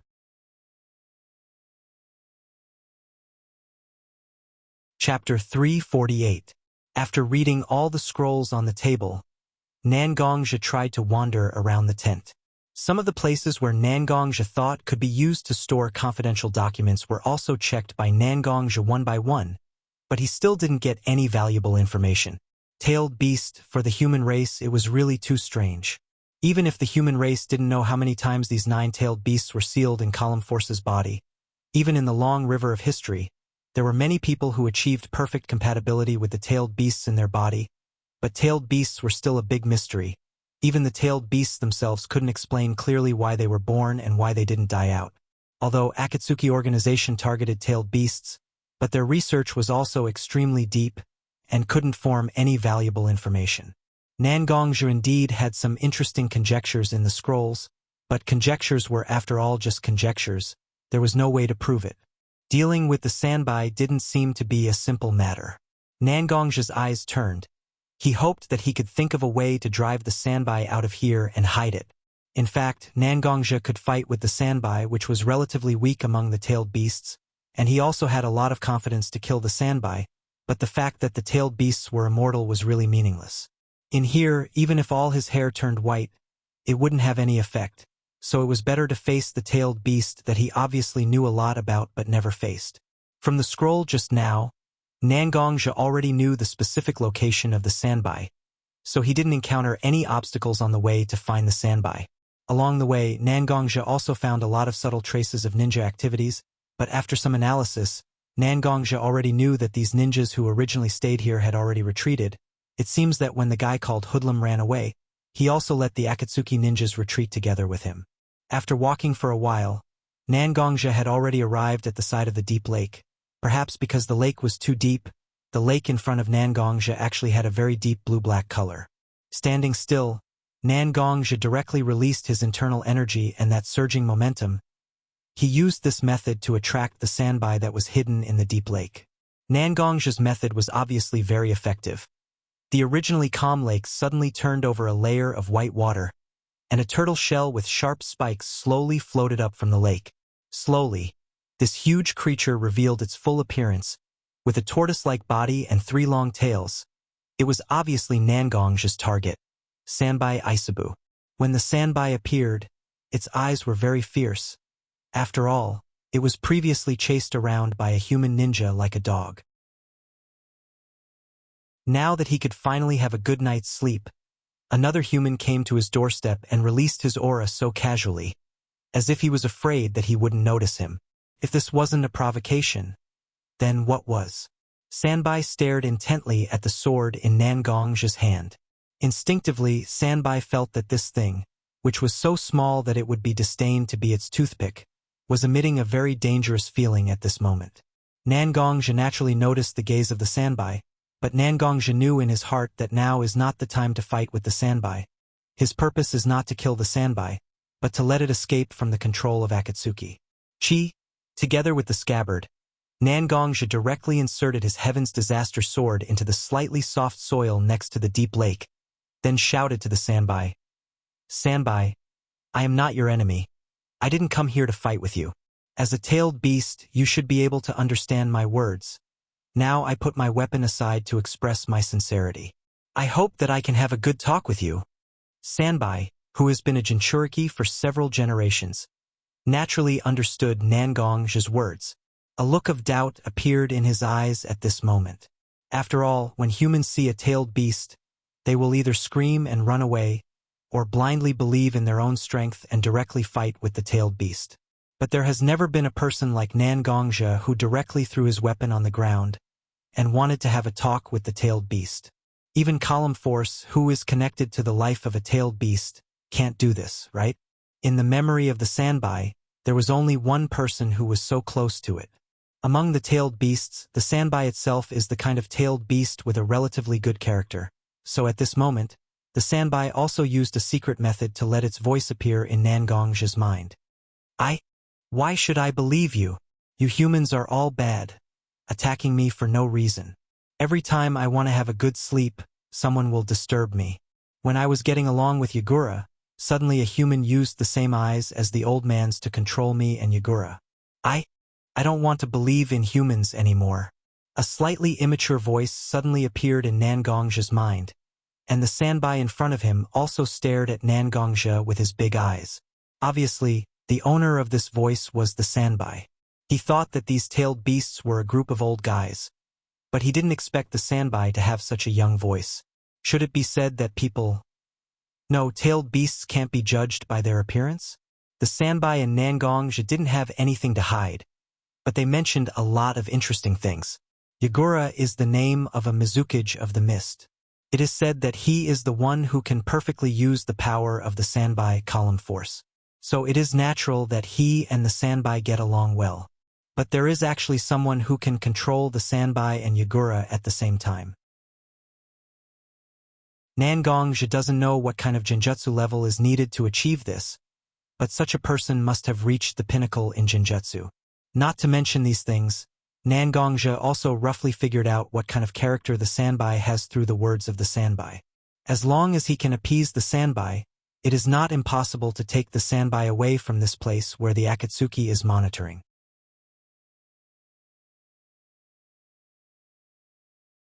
Chapter 349.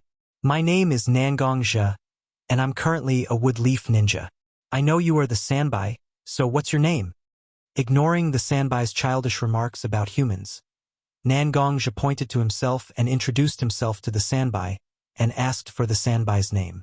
The Sanbai was also a little confused by Nangongja's behavior for a while, but Nangongja knew very well what he was doing. Since Sanbai could communicate with him normally and had the temperament of a teenager or even a child, Nangongja corrected his attitude and no longer regarded Sanbai as a monster. Instead, he treated Sanbai as a human teenager. For a creature with self-awareness, the only thing that could make one feel happy was the acknowledgement of others, whether it was one's own abilities or some other characteristics.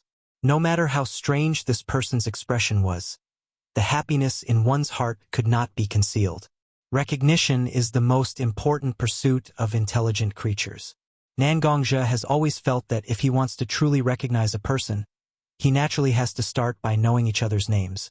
So he directly introduced himself to the Sanbai and asked for the Sanbai's name on the way. Turned out that Nangongja's guess was correct. After Nangongja asked for the Sanbai's name, the Sanbai fell into a long silence. The human standing in front of him is somewhat different from the humans he has faced before. Originally, those humans were either full of fear or full of greed for him. But now, the Sanbai can't see any bad intentions from the human in front of him. It's like he really just wants to chat with him here. The Sanbai vaguely remembers when he was young. The old man pointed at him and gave him the name Isabu. Involuntarily, the Sanbai said to Nangongja, "My name is Isabu." Sanbai Isabu. Being able to get an answer from the Sanbai is enough to prove that his current direction is correct. After Nangongja secretly cheered for himself in his heart, he tried his best to make his tone and expression gentle enough, then said to the Sanbai, "Isabu? That's a pretty good name. I didn't come here with any ulterior motives. I came here to help you escape and not be disturbed by those annoying fellows. Are you willing to let me help you?" Isabu himself has the temperament of a teenager. In the face of such a person, he doesn't need to say so many dignified words. As long as he treats him sincerely and says what he wants to say, it will be fine. If he insisted on showing off his eloquence and tried to directly crush his will, it would only backfire. But I just want to find a place to sleep. Although those people are a little annoying, they still tiptoe around me every time they approach me. I just have to deliberately ignore them and I can have a good sleep. Why do I need your help? Isabu himself is a very lazy-tailed beast. As long as he has the chance, it is not impossible for him to stay in a place for hundreds of years. For such a jealous-tailed beast who is unwilling to move, it is better to let those boring people watch him sleep than to be forced to run around. I know you don't like to change the place you live, but we have to leave here. Do you still remember the person who forced you to come here? He is the leader of a very powerful organization. I know that this organization is secretly planning a plan that is enough to change the whole world, and you and the other 8-tailed beasts are their target. I know that tailed beasts are immortal, but when you die, you still need some time to recover. The feeling of death must not be that good, right? If you continue to stay here, although you can be free for a while, you won't be able to stay for long. I can help you leave here, and then you can choose a place you like to continue living. Nangongja was actually trying to guess Sanbai's thoughts, and then began to persuade Sanbai to leave with him. Such a test directly lets Sanbai know the seriousness of the situation. Sanbai may not care about other things, but it has to take seriously the eyes of the Sage of Six Paths, who is the current holder of the Sage of Six Paths.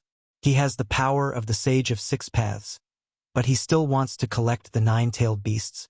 Nangongzhi did not know what would happen, but Sanbai still vaguely felt some instinctive danger in his heart.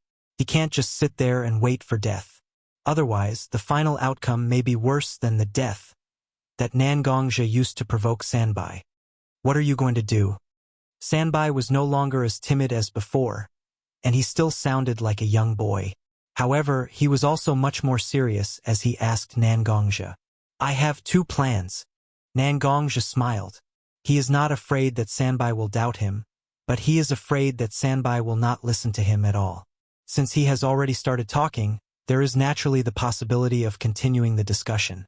First of all, I have the spatial coordinates of a different space. If you want, I can extradite you to my space. Without my permission, no one can go to that space.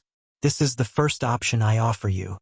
When Sanbai heard that Nangongzhi has the spatial coordinates of a different space, there was a very obvious surprise in his eyes, but he immediately shook his head to express his refusal. Tailed beasts themselves are the products of the special space of the ninja world. Once they leave the ninja world, tailed beasts are like trees without roots and water without a source. No matter how strong they are, they will become weak. Although Sanbai is close to Nangongzhi, he is not willing to entrust his life to Nangongzhi. Hearing Sanbai's refusal, Nangongzhi did not show any dissatisfaction. After all, they are discussing it, and it is normal to have objections. In addition to the continent, nearly 1/3 of the ninja world is the ocean. Isabu, you are a water-tailed beast. As long as you want, you can naturally live in the deep sea, and there must be food in the ocean. So I think you can also go to the bottom of the sea and find a place to rest. This way, you don't have to be afraid of people with ulterior motives. What do you think?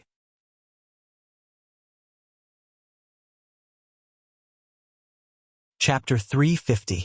From Nangongzhi's point of view, the two plans he proposed are very effective and pertinent. The Lion Clan space is not only far away from the shinobi world, but he can also prevent others from entering this space through the Lion Clan, and the sea plan will make it more difficult for the Akatsuki to find the Sanbai.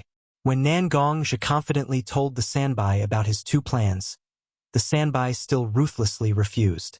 The reason why he can't leave the shinobi world has already been described in the previous article, and we won't repeat it again. The sea is not as calm as it looks. With the countless years of life experience of the Sanbai, doesn't he know that the sea is more suitable for him, and the sea is also a place where he can live safely? Therefore, the Sanbai actually lived in the sea for a period of time before. But in the shinobi world, there are not only ordinary beasts, but also existences beyond the beast that can refine chakra. Compared to the land, the number and ferocity of the creatures in the sea is more unimaginable. The Sanbai is indeed very strong as a bijou, but how can he not know that a group of ants can devour an elephant? I thank you for thinking so much for me, and I can also feel that you really think of a way out for me. But I've never been free. My existence has a mission. Death was scary, but what made me even more upset was that I had to give up my mission because of fear. You don't need to take me out of the shinobi world, nor do you need to cover me to the sea. You just need to find me a place where I can stay. The Sanbai's voice still sounded so young, but it contained the vicissitudes of life accumulated over many years. After taking a deep look at Nangongzhi, the Sanbai still seemed to be a little reluctant and said to Nangongzhi, "You just said that you have a different space. This is very good. The shinobi world is in chaos, and a different space may be a good shelter. You should take your family to hide in a different space as soon as possible to avoid the disaster." Halfway through its sentence, the voice that was supposed to appear in Nangongzhi's mind suddenly stopped when it was about to say something. At this moment, the Sanbai seemed to have suffered a huge injury. It roared loudly at the sky, and its huge body seemed to be rolling around in the pool due to the pain, bringing up huge waves. Nangongzhi was puzzled by the Three Tails words. Nangongzhi did not understand the so-called calamity. However, Nangongzhi could still understand the current situation. It must have been because some tyrannical existence noticed that Sanbai had said something that it shouldn't have. Hence, it used some means to prevent Sanbai from continuing to speak to him and punished it. Nangongzhi tentatively released a little bit of his mental power to the three-tailed beast, hoping to figure out what kind of existence could bully a tailed beast like the three-tailed beast like a stray dog. When the wisp of mental strength was about to reach the three-tail's forehead, an irresistible force directly erased Nangongzhi's mental strength. Nangongzhi also looked very pale at the moment because his mental strength was forcibly erased. What kind of power is this? Nangongzhi secretly asked himself in his heart, but there was no way to get any answer. Nangongzhi had encountered many powerful people and fought many of them. However, this was the first time that Nangongzhi felt that he could not win. Even if he used all his means, even if he did not care about the cost, there was no way he could hurt such an existence. And this existence seemed to be able to erase his existence as long as it was unhappy with him. In front of such an existence, Nangongzhi was like an ant. Such an existence did not belong to this world at all. This was the only definition that Nangongzhi could give to such an existence. The three tails' punishment seemed to have ended. The three tails, which was still rolling in pain in the pool, had calmed down at this moment. At the same time, Nangongzhi slowly recovered from the dizziness caused by the destruction of his mental strength. The three tails, which was talking a lot with Nangongzhi, did not say a word at this moment. It took a deep look at Nangongzhi, who was standing on the shore of the pool, then turned around and dived into the pool. After the three tails dived into the pool, mud waves kept churning from bottom to top. Did that existence give the three tails a warning not to have too much contact with me and not to tell me more? Nangongzhi could only find such a barely justifiable reason for the three tails' behavior. Although he was still very unhappy, he could only end it like this. The three tails, the unknown powerful existence, the crisis that swept the ninja world, the controlled Yagura and the three tails. Nangongzhi was only going to disrupt the Akatsuki's plan and vent his anger for little linger, but he didn't expect to come into contact with so many secrets all of a sudden. Gradually, Nangongzhi found that he was a little confused about this world. Originally, Nangongzhi thought that he had experienced a lot of things in the ninja world and knew a lot of secrets, but now it seems that the water of the ninja world is much deeper than he thought. Then, with his current strength, could he really protect his family? Or do I have to do what the three tails said? Once again, for the safety of my family, I have to run into the Lion Clan space and let my family stay there for 3 years, 5 years, or even 10 years. Previously, because of his lack of strength, in order to protect his family, Nangongzhi let the 3 girls stay in the Lion Clan space. After so many years, was he still going to bring his family to live in a cold and empty place like the Lion Clan's alternate space without making any progress? At this moment, Nangongzhi could only feel an unusual irritation in his heart. The feeling of powerlessness was so strong. Looking at the Heaven's Retribution sword that was inserted in the ground by him, Nangongzhi slowly walked to its side, grabbed the scabbard, and took the Heaven's Retribution sword in his hand. Although the matter of the three tails can't be said to be perfectly solved, it can be said that the Akatsuki didn't get what they wanted. And there is one thing that Nangongzhi has always been a little bit concerned about, so he decided to return home as soon as possible to solve the doubts in his heart. The water of the deep pool finally returned to its original blue-black color, and the sediment was deposited under the action of time, and everything seems to have returned to normal. No one knew that so many people had died here, and no one knew that an interracial dialogue had taken place here. No one knew that there was an irresistible expert who had once descended his will here. The pool water rippled under the blowing of the wind, and the storm of the ninja world seems to be about to begin.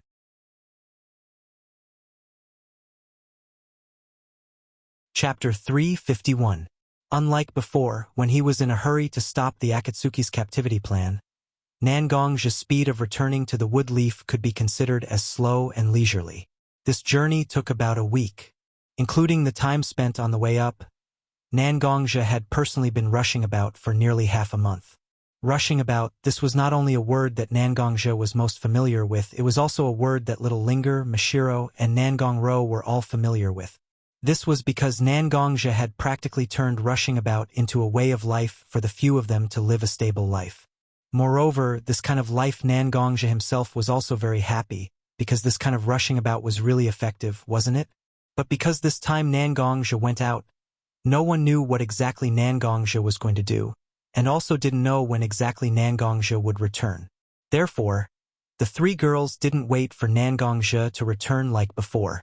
After taking off his shoes and neatly placing them at the door, Nangongja hung his coat on the hanger and walked to the living room to pour a cup of water and sat down. When Nangongja returned home, it was already 4 or 5 o'clock in the morning.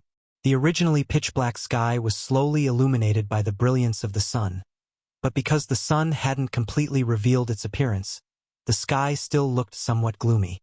Just when Nangongja thought that the three girls at home should be immersed in their dreams, so he sat alone in the living room to rest for a while and show off his cooking skills. Nangongro walked out wearing a somewhat light nightgown. Different from the average female, Nangongro's figure was very tall. Even Mashiro was slightly shorter than Nangongro. Moreover, Nangongro's figure was relatively slender. When she walked out wearing a white floral nightgown, her sparkling and translucent skin seemed to become somewhat translucent under the blurry morning sunlight. Her hair was a bit messy because of sleep, and her face looked a bit dazed because of sleepiness. However, in Nangongja's eyes, his sister was showing a different kind of charm at this moment.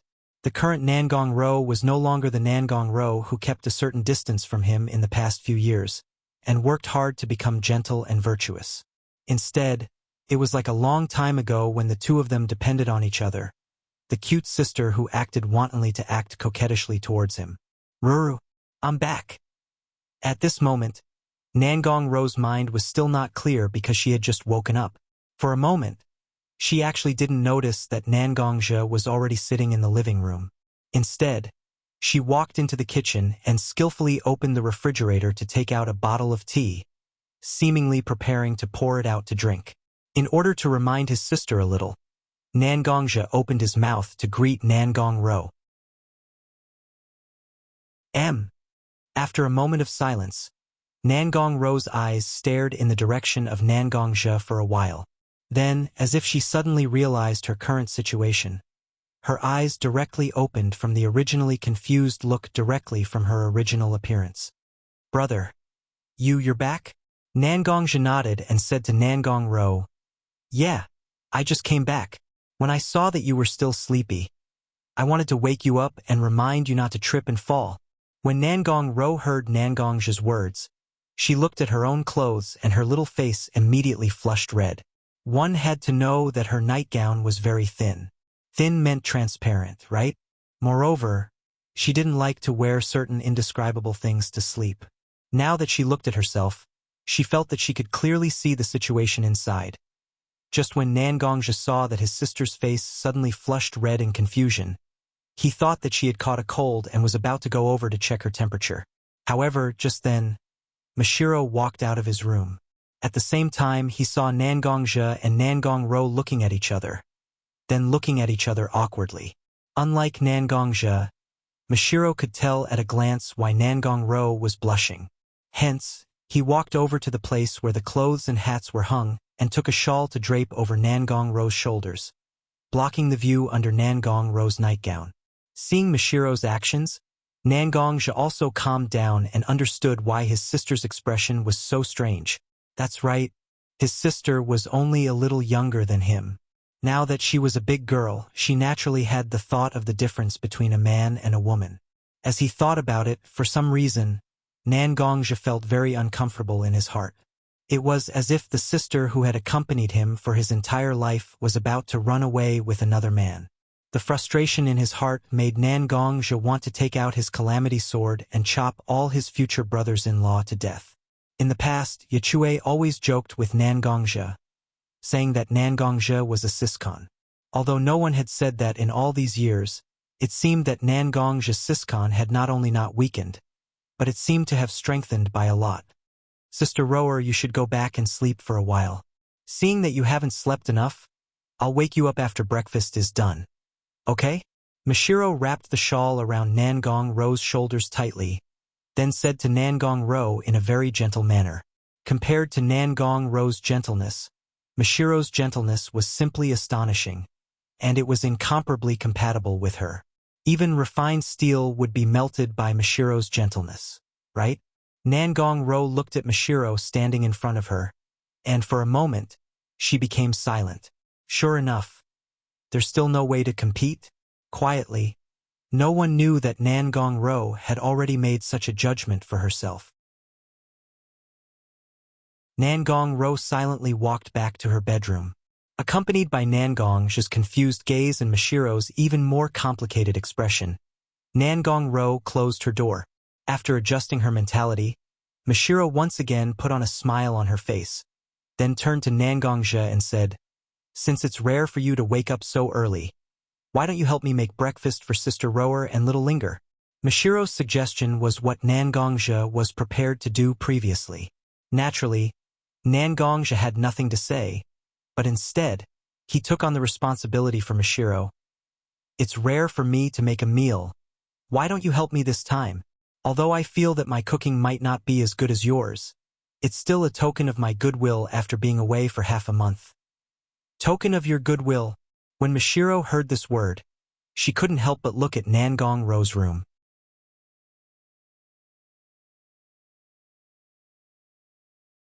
Chapter 352.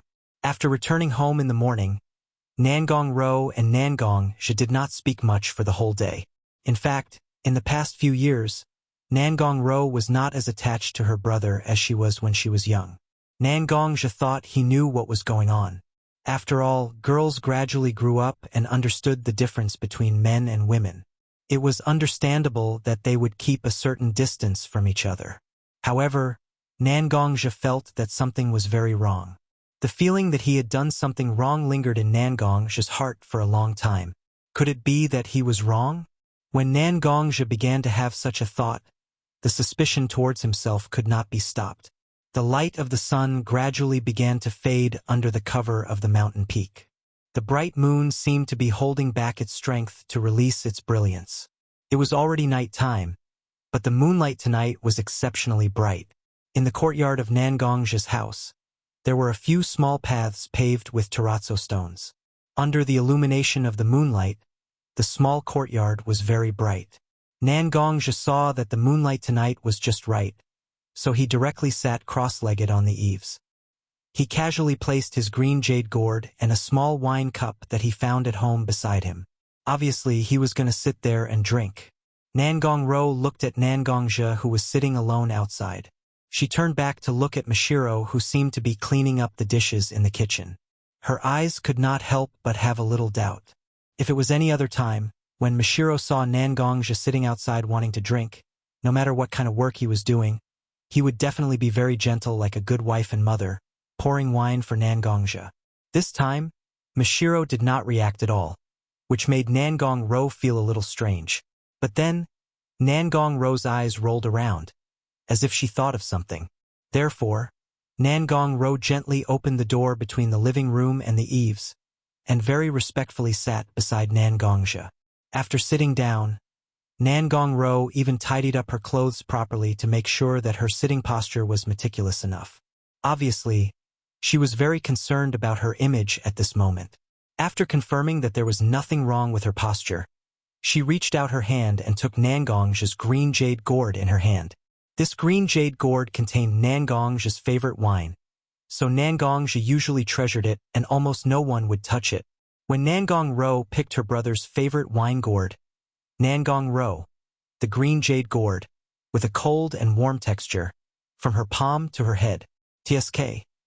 Although Nangong Ro was very careful and hoped that she could lower the sound of pouring wine, it was already night, and the surrounding environment was relatively quiet, so the sound of pouring wine was still so clear.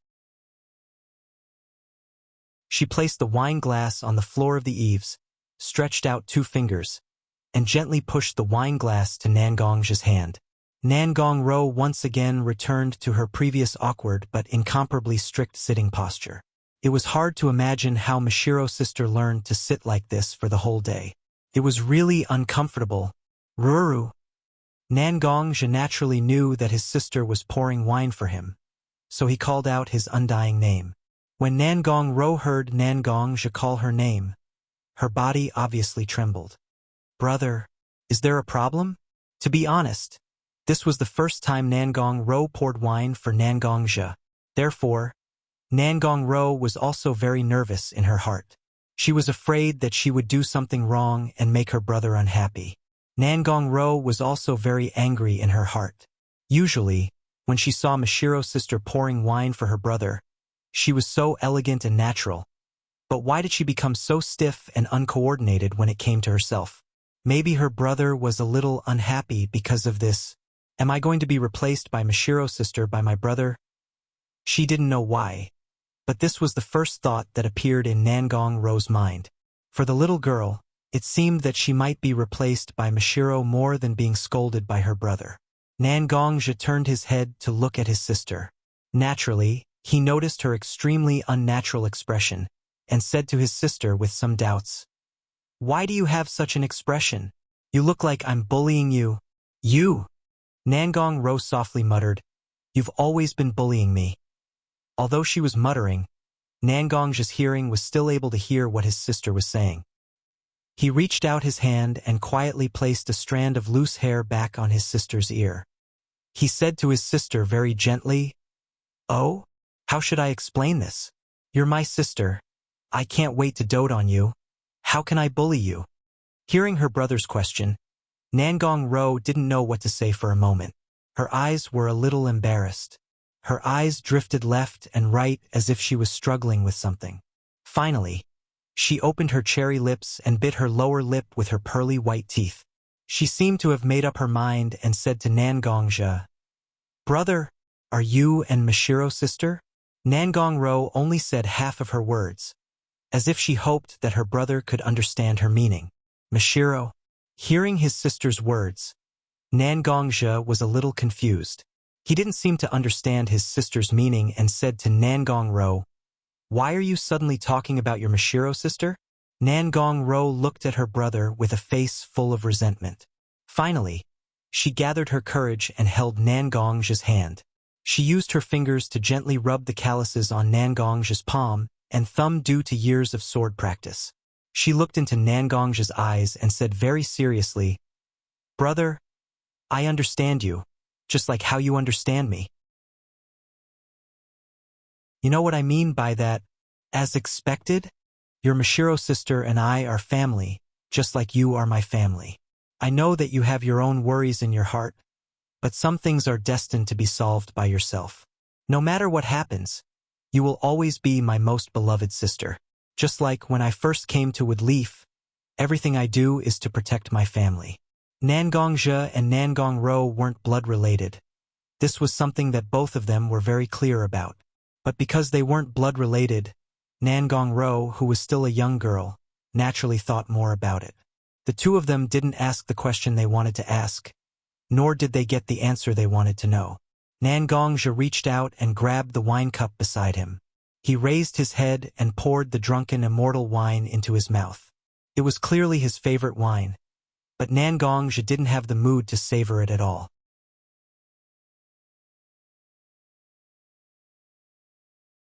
Chapter 353. People will always grow, and some of the feelings that were originally ignored will slowly start to grow in their hearts. Just like Nangong-zha, Nangong-ro, who was sitting next to Nangong-ro, when she was young, she enjoyed her brother's hard work for her. Even though the days were so difficult, for Nangong-ro, it was her most cherished time.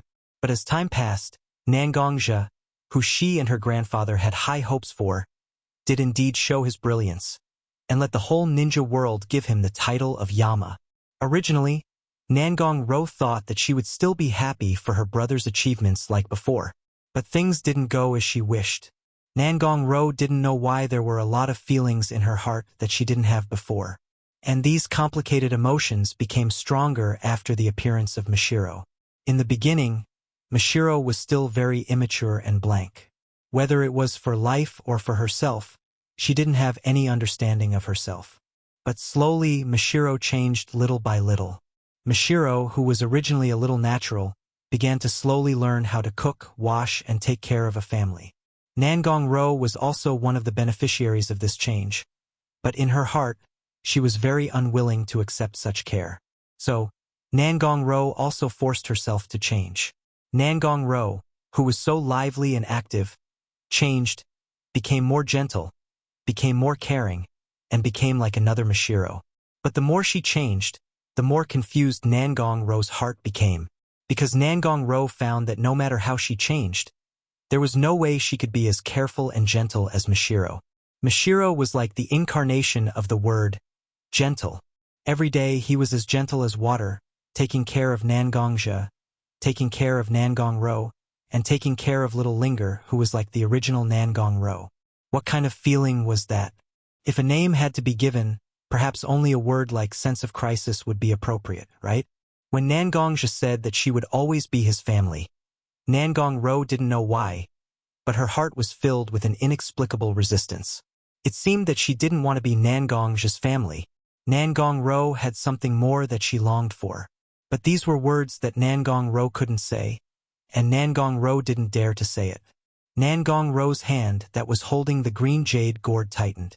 The originally cool and gentle feeling of the green jade gourd made her feel as if she was holding a piece of ice that would never melt. The coldness invaded her palm, attacked Nangong Ro's blood vessels, and eroded Nangong Ro's heart. Silence. Nangong Ro could only remain silent. Everything passed in silence. Nangongja drank the wine that his sister poured for him, and Nangong Ro poured wine for Nangongja again and again in a somewhat mechanical manner. Finally, Nangongja seemed to feel that it was enough, so he gently covered his wine cup with his hand. Obviously, he didn't want his sister to continue pouring wine for him. Nangong Ro immediately understood. She plugged the green jade gourd stopper back and turned around to walk back into the house. Nangongja stood on the eaves, enjoying the cold night breeze. Mashiro also slowly walked to Nangongja's side. "You heard everything?" Nangongja knew that Mashiro had come to his side, so he asked Mashiro. Nangongja's voice sounded a little weak, and it was unknown whether it was because of the wine or because of his emotions. It was as if he had no energy at all. "Actually, I know myself very well. I'm a complete idiot when it comes to matters of the heart. I don't understand why my sister and I have become like this. Puzzles me and makes me blame myself. She's my sister, but I didn't fulfill my responsibility to take good care of her. It's not that you don't understand." Mashiro didn't sit respectfully beside Nangongja like before. Instead, he leaned lazily against the eaves and sat opposite Nangongja. "Actually, you know what Nangong Ro is thinking about, what I'm thinking about, and even what little Linger is thinking about. But you chose not to understand. Because if you understand, you have to face it. If you understand, you have to accept change. But you don't like change the most. Can even be said that you're the most afraid of change. You only hope that your life can be as you imagine it to be, unchanging and peaceful. So you chose to escape. Even Rower, little Linger, and I have to escape with you. This isn't a big deal. Who doesn't want to escape from something? Even if you're called Yama, a role that's close to being the judge of life, you're still an ordinary person in this world. Your pressure and your sense of responsibility have already exhausted you. So, escaping isn't shameful. It's even somewhat effective. But some things have to be faced in the end. So, although I don't hate you for escaping, it's best that you don't escape for too long." After saying this, Mashiro also left. Nangongja knew that Mashiro was telling the truth. Did he really not see through it? Did he really not understand it at all? Emotions were a very important difference between humans and animals. Because of their desire to survive and reproduce, animals begin to act on their own. On the other hand, humans wrapped their bestial nature with a layer of chains called emotions, which made them different from animals. But weren't emotions also a weapon that hurt humans? Nangongja was afraid. As a person who had been injured countless times on the battlefield and had been on the brink of death countless times, he was very afraid at this moment. Nangongja didn't want to face it because once he did, there was a possibility that he would be injured. Nangongja didn't want to participate in such a gamble. But Mashiro was right. The path of escape would eventually lead to the end. He had to face it eventually. As he thought about it, Nangong's heart became particularly irritable. Nangong, who had been restraining himself from drinking, took out his green jade gourd again. This time he didn't use a wine cup. Instead, he poured it directly into his mouth. Nangong didn't know how much of the precious drunken immortal wine was wasted because of his rough actions. However, Nangong didn't feel any heartache or regret. Instead, he continued to drink the wine in his mouth.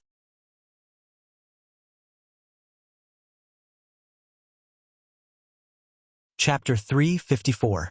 Not to mention how complicated Nangong's mood was at home.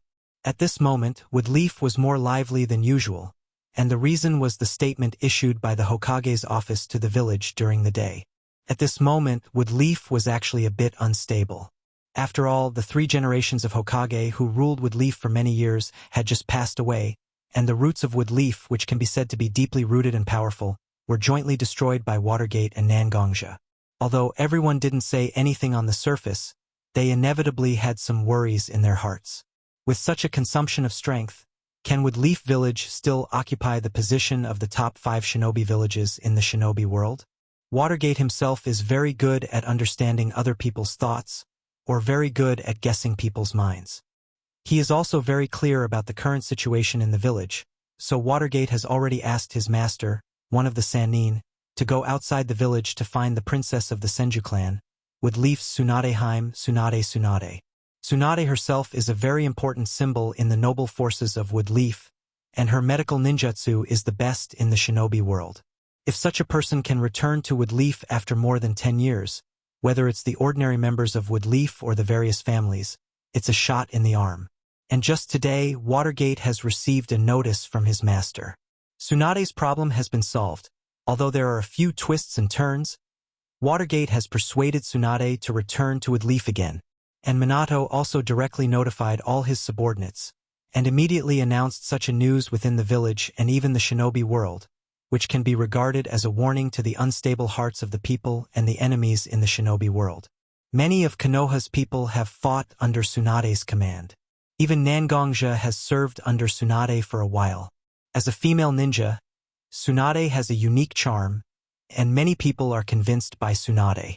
That kind of heroic spirit, even many men can't compare to it, right? The time when Tsunade officially returned to the village was about 9 o'clock in the morning the next day. Woodleaf's ninjas and civilians have gathered at the village gate at this moment, and it seems that they have been waiting for a long time. Even Watergate, who hasn't been wearing Hokage's hat for a long time, stood in a white tent with a red flame pattern on it, waiting for Tsunade's arrival. On the road outside Woodleaf's gate, Tsunade and Jiraiya walked slowly on the road, step by step. But Jiraiya, who was usually so talkative, was unusually silent at this moment. As the two continued to move, hidden in the forest, gradually, and Tsunade's face was hidden in the forest. The tall shadow rock engraved with 4 Hokage heads appeared in front of Tsunade's eyes, and her originally slow pace directly stopped at this moment. On the shadow rock, 2 of them were Tsunade's grandfathers, and 1 was Tsunade's sensei. Suddenly seeing the faces of these 3 people who were so familiar with her, but who have also left the world, appear in front of her, even Tsunade, who didn't care about life and death, had mixed feelings at this moment. A pair of slightly red eyes appeared on his face, which looked very young because he had cultivated a secret technique. I'm back, but everything seems to have changed. Whether it's the broken tree or the rope tree, whether it's my grandfathers or sensei, they're all gone at this moment. Is this Woodleaf really the place I used to call home? Tsunade has begun to ask herself such a question silently in her heart, but she has no idea what kind of answer she will get, or there is no so-called answer to such a question. Seeing Tsunade stop, Jiraiya's Adam's apple rolled a few times on his neck. He seemed to think for a while and finally said, "Tsunade, let's go, Watergate is still waiting for us in the village." Tsunade looked back at Jiraiya, who was looking at her, and her eyes almost made Jiraiya want to take Tsunade and leave here directly. The situation of the village, the situation of Watergate, Jiraiya all wanted to leave these behind. Jiraiya really didn't want to see the woman he loved for a lifetime have to face those things that hurt her. But such an impulse was instantly suppressed by Jiraiya from his heart, because perhaps for people like Jiraiya, Woodleaf's matter is beyond his personal feelings. If there is a conflict between Woodleaf and his feelings, Jiraiya can only choose the side that benefits Woodleaf. Perhaps this is the reason why Tsunade chose to break the tree instead of someone who obviously knows better. Let's go. For some reason, Jiraiya always felt that he seemed to see a touch of disappointment in Tsunade's eyes, but when he looked carefully, it disappeared. Tsunade also knew that her current appearance with red eyes was not suitable to appear in front of others, so she used chakra to touch her eyes. The original obvious redness and swelling disappeared in an instant. Tsunade, who looked very lovable just now, has become high-spirited at this moment. Even Jiraiya, who followed Tsunade, felt very envious of her spirit. Sure enough, women, especially strong women like Tsunade, are the kind of people who are very good at hiding their hearts. Slightly sighing in his heart, Jiraiya followed Tsunade's footsteps and walked towards the gate that was not so far away from them. At this moment, all the gates were opened, and residents of Woodleaf stood on the side of the main road. Among these residents there were also many ninjas, and their eyes were naturally very good. After faintly seeing the figures of Jiraiya and Tsunade, the people waiting at the gate immediately became excited. These two are strong people who led Woodleaf to victory in the Third Shinobi World War. Every resident of Woodleaf has a natural worship for the strong. So when Jiraiya and Tsunade appeared in front of everyone became restless. The shadow guards who followed Watergate here were also sent by Watergate to maintain the order at the scene, so that the excited people would not do anything bad. Watergate also tidied up his clothes, wearing his white haori, and slowly walked towards the gate.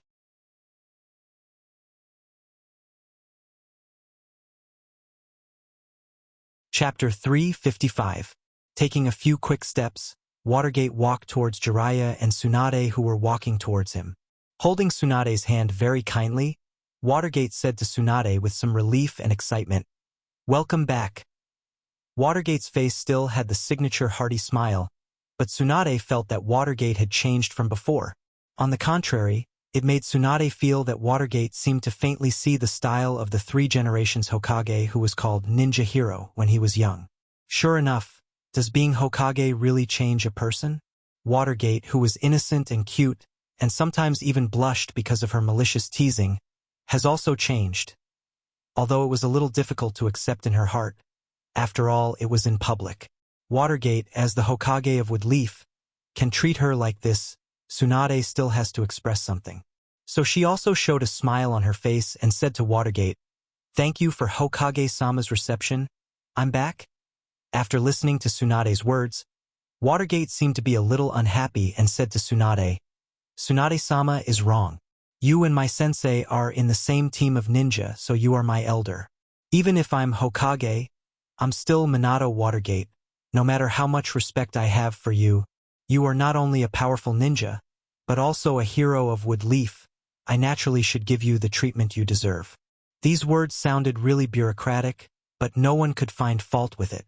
Standing behind Tsunade, Jiraiya looked at his disciple who was fully showing his personal charm as Hokage and Minato Watergate at this moment, and for a while, he was somewhat at a loss. Jiraiya was actually a little repulsed by such things, but these things were also indispensable, and Jiraiya naturally had no position to say anything. Everything was so jubilant, and everyone seemed to be immersed in the lively atmosphere of the return of Woodleaf's powerhouse. Yabuki, who liked the lively atmosphere, naturally took her daughter, who was on vacation at home, to see the ceremony of the most famous female ninja in Woodleaf history returning to Woodleaf. After such a ceremony, Yabuki also took her daughter Sakura to visit Nangongja's home after a long time. For Yabuki, whether it was Nangongja, Nangongro, Little Linger, or Mashiro, they were all very welcome. The mother and daughter were welcomed into the house and warmly received. Yabuki naturally also told Nangongja about Tsunade's return. After listening to these words, Nangongja couldn't help but sigh. "When I first became a ninja and stepped into the battlefield of World War III, I first served Tsunade-sama and White Fang-sama. It was also at that time that I received a lot of care from Tsunade-sama and White Fang-sama. If it weren't for them, I wouldn't be who I am now, Nan Gongja said, with some nostalgia in his eyes. Seeing Sakura sitting quietly next to Yabuki, Nan Gongja also seemed to suddenly think of something and continued. In fact, Sakura and Tsunade-sama also have this fate. During the Chunin exam, in order to let Sakura quickly develop combat power, I also taught Sakura a method called one-inch punch. In fact, to a large extent, this method of exerting power is also because I followed Tsunade-sama back then and saw Tsunade-sama exert monstrous strength several times. Sakura and Tsunade-sama are also somewhat similar. Whether it is the control of chakra or the way of fighting, they have similar parts. In Sakura's heart, Nan Gongja himself is a rare strong man in the world. Now that Nan Gongja actually began to praise a female ninja so much, naturally Sakura was a little surprised. Nan Gong-san, is this Tsunade-sama so powerful? Obviously, she doesn't look very old, but she is called a Sannin like the old white-haired uncle behind her. Is Sannin actually the same name as Hokage? Sakura asked her question without hesitation. Sure enough, girls care more about a person's appearance. Although aware that what she said was a little rude, Sakura didn't intend to apologize at all. Instead, she seemed to be ready to get to the bottom of this matter. I don't know very well, but Tsunade-sama is indeed of the same generation as Jiraiya-sama. It seems that he has cultivated some kind of secret technique that allows him to keep his appearance unchanged. Eternal youth? Nan Gongja's words directly made all the girls in the house light up, just like a pervert who saw a beauty. Their eyes glowed with lust. As long as it's a woman, there is no one who doesn't care about their appearance. When they heard that a secret technique that can make them eternal youth really exists, no one wouldn't be tempted. Naturally, Sakura also thought of Tsunade's soft face and impressive figure that she saw at the gate just now. If only she could do the same. Nan Gong-san, I want to worship Tsunade-sama as my teacher.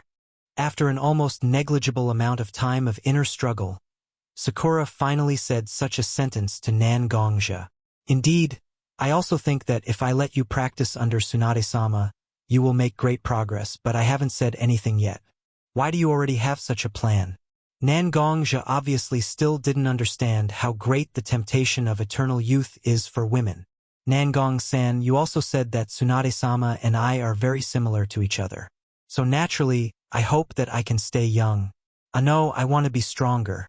So, please introduce me to Tsunade-sama no matter what the test is. I am willing to accept it. Although Sakura accidentally revealed her purpose, her eyes were very firm. Obviously, she wanted to become Tsunade's disciple. Nan Gongja also felt that this was a good choice, so he could only nod and say to Sakura, I will try to convey your request to Tsunade-sama, but now that Tsunade-sama has just returned to the village, there will be a lot of people who will bother her during this time. After a while, I will go to Tsunade-sama and ask her to accept you as her disciple. Sakura, I watched you grow up. Uncle Nangong naturally hopes that you can have a better future and become stronger. I just hope that this face will be of some use, right? After all, although Tsunade-sama looks very heroic, in fact, she is somewhat inexplicably capricious.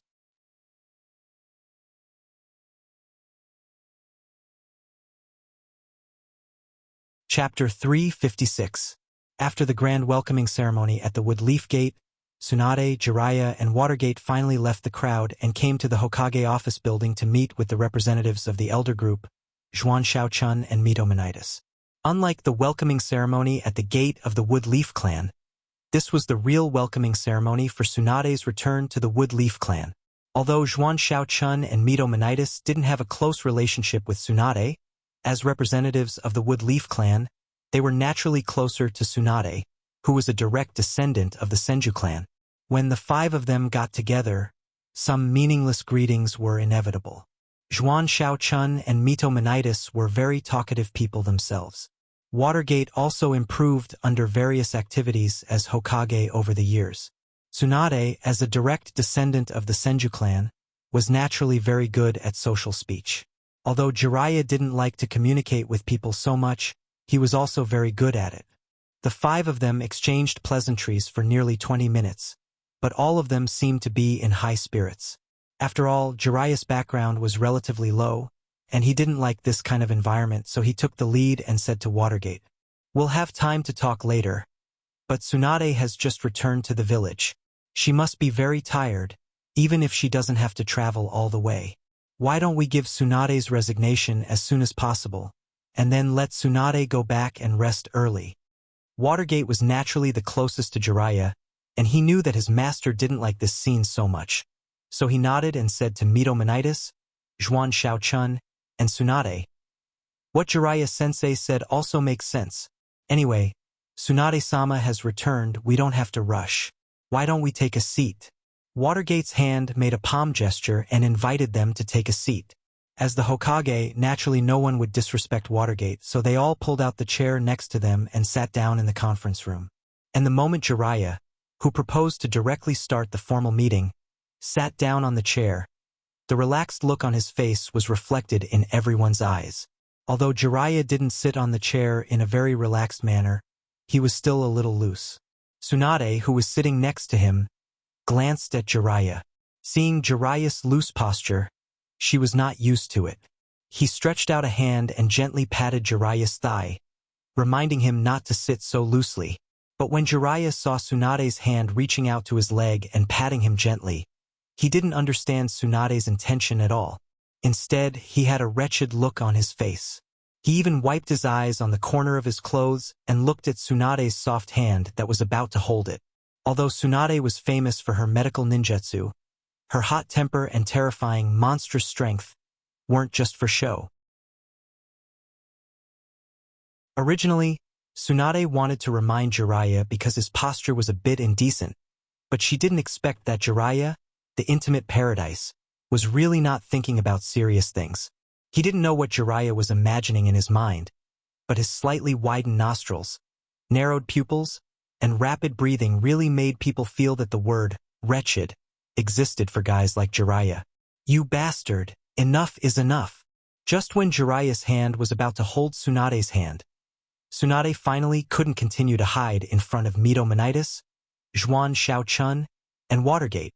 Chakra directly broke out, and chakra condensed on Tsunade's fist. Blue veins stood out on her temple and neck. Obviously, Tsunade also endured a lot. "Just, Tsunade, it's my fault. Don't. At this moment, Jiraiya finally remembered the horror of being dominated by Tsunade's iron fist. Jiraiya, who had always boasted of being romantic and not obscene, was now blasted out of the wall and turned into a star flying in the sky. The scream in his mouth was like the sound of the friction between the sky and the air. It unexpectedly had a different kind of beauty. She just didn't know how many bones in Jiraiya's body would be broken after he landed, and where would he need to rest. Watergate, Zhuan Shaochun, and Mitomanitis could only watch Jiraiya die and Tsunade explode without saying a word. Nonsense. Who would dare to stand up at this time? Who wouldn't dare to fight with Tsunade's temper? And Tsunade's monstrous fist was so easy to endure.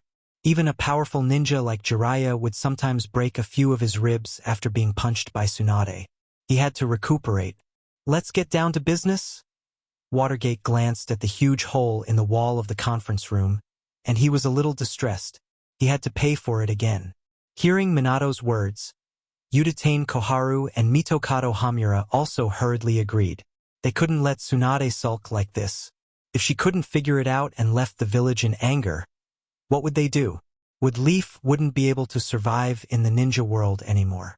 Zhuan Shaochun looked at Watergate, Mitomanitis, and Tsunade sitting next to him, took out a letter of appointment from his arms, handed it to Tsunade, and said at the same time, "After the discussion between the elders of Kiba and Woodleaf Hokage, we decided to restore one of the Woodleaf Sannin, the daughter of the Senju clan, Tsunade, as the director of Kiba Hospital and the commander-in-chief of the Woodleaf Medical Force.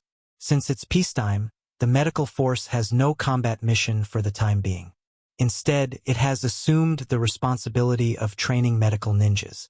As the innovator of the 3-person team system, we decided to let Tsunade be responsible for training new medical ninjas of Woodleaf. Tsunade, I don't know if you are willing to accept?" Tsunade glanced at Watergate sitting next to her with a little surprise, and Watergate also smiled very gently at Tsunade. Tsunade also proposed a plan to vigorously train medical ninjas, but it has never been passed. She didn't expect to have such a training plan as soon as she returned to Woodleaf today. And according to Zhuan Shaochun's words, it's not difficult to infer that her authority has been greatly delegated. It can be said that she can train medical ninjas according to her wishes. This was unimaginable in the past. It seems that Watergate must have contributed to such a plan, right?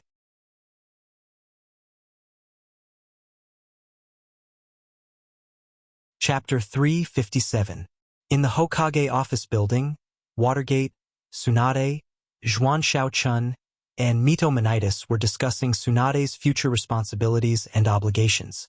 Jiraiya, who had just been punched into a meteor in the sky by Tsunade, had used his various means to land safely on the ground. In fact, the reason why Jiraiya acted like that just now was largely because he didn't want to be in the same room with the four people just now. In Jiraiya's opinion, if Tsunade was still wandering in the shinobi world, she would be much happier than in Woodleaf. Woodleaf has too many hidden secrets and heartbreaking tragedies. Even Jiraiya would leave Woodleaf for the shinobi world if he had nothing to do. Although Jiraiya has always boasted that he collected important information while collecting materials, Woodleaf's Umbu and intelligence collection personnel are not as good as Jiraiya.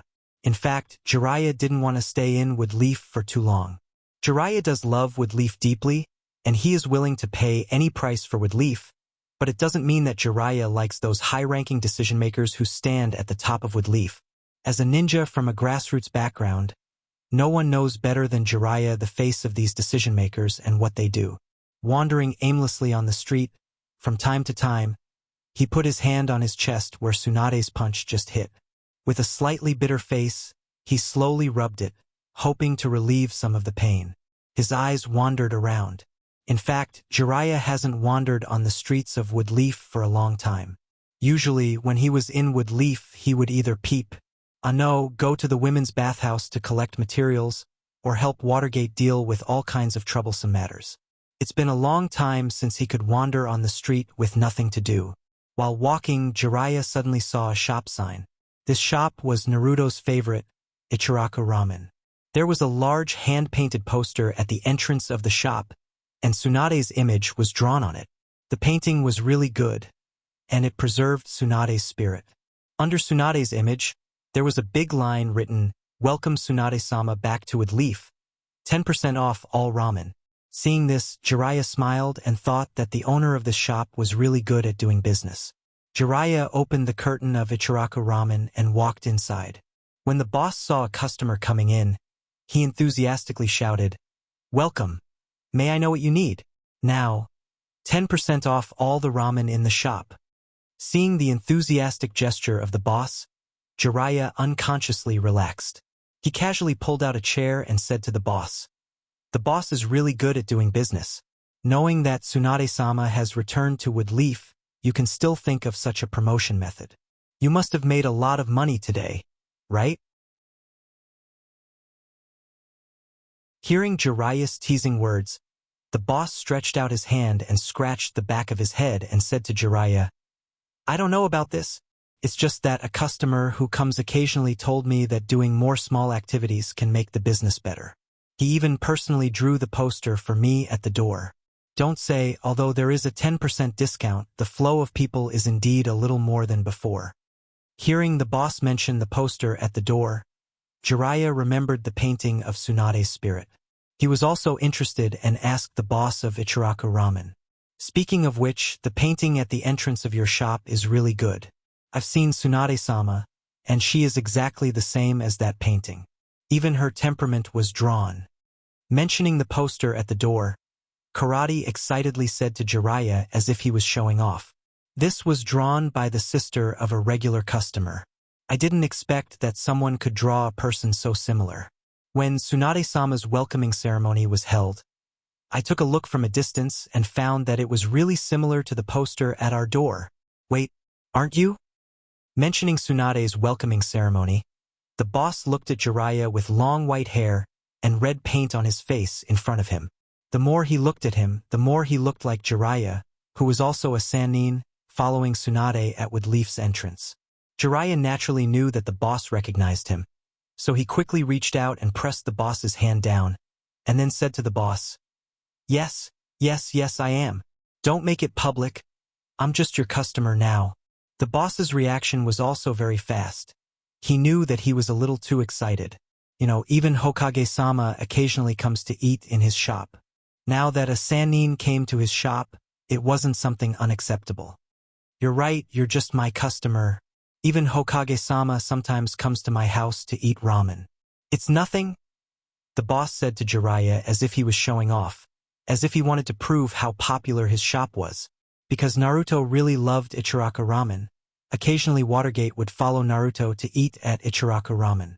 After the initial surprise, the boss slowly got used to this kind of thing, and even occasionally showed off to his customers. Obviously, the boss wanted to show off the popularity of his shop. Jiraiya was naturally clear about Naruto's love for Ichiraka ramen, so perhaps to cater to the boss's enthusiasm, Jiraiya also smiled and said to the boss, "That's really amazing. I didn't expect Hokage-sama to like this shop so much. I don't know what Hokage-sama likes to eat the most. Give me a bowl of ramen. Let me try it and see how delicious it is that even Hokage-sama can't forget it." Hearing Jiraiya's words, the boss's face was full of joy, so he shouted, "Okay, Hokage-sama's special. Super large barbecued pork ramen." After that, the boss hurriedly went to make ramen for Jiraiya. At this moment, Jiraiya was also in a very good mood. Although he was just talking nonsense with an ordinary villager of Woodleaf, Jiraiya found that he enjoyed this kind of atmosphere so much. More than when he was with Mito Monitis, Zhuan Shaochun, Watergate, and Tsunade.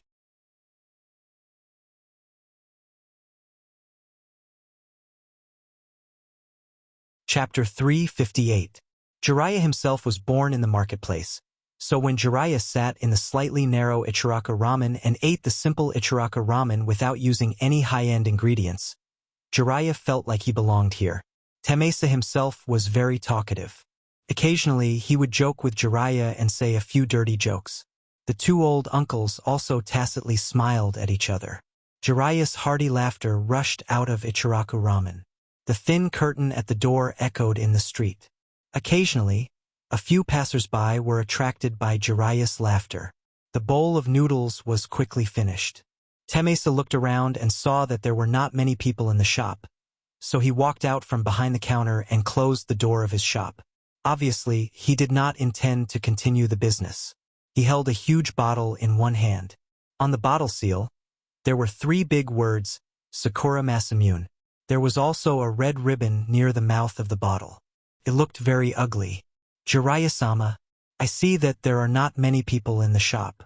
Why don't you and I have a few drinks?"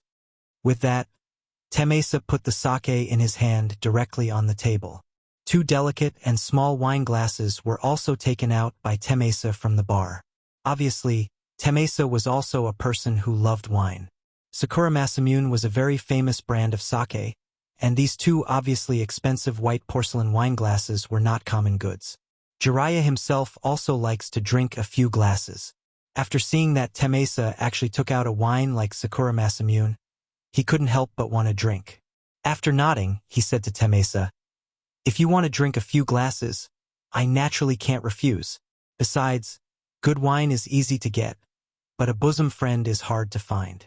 Although we haven't known each other for long, we can be regarded as friends. Drinking is naturally not a problem." After listening to Jiraiya's words, Temesa looked proud. He was very happy to put the wine glass in his hand in front of Jiraiya and himself.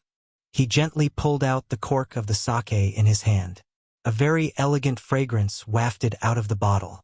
Jiraiya, who was sitting next to him, smelled this smell and knew that this bottle of Sakura Masamune was definitely not a wine that was mass-produced by the winery, but a specially brewed ancient wine. That is, a sake that was suitable for long-term storage. This bottle of wine is different from ordinary wine.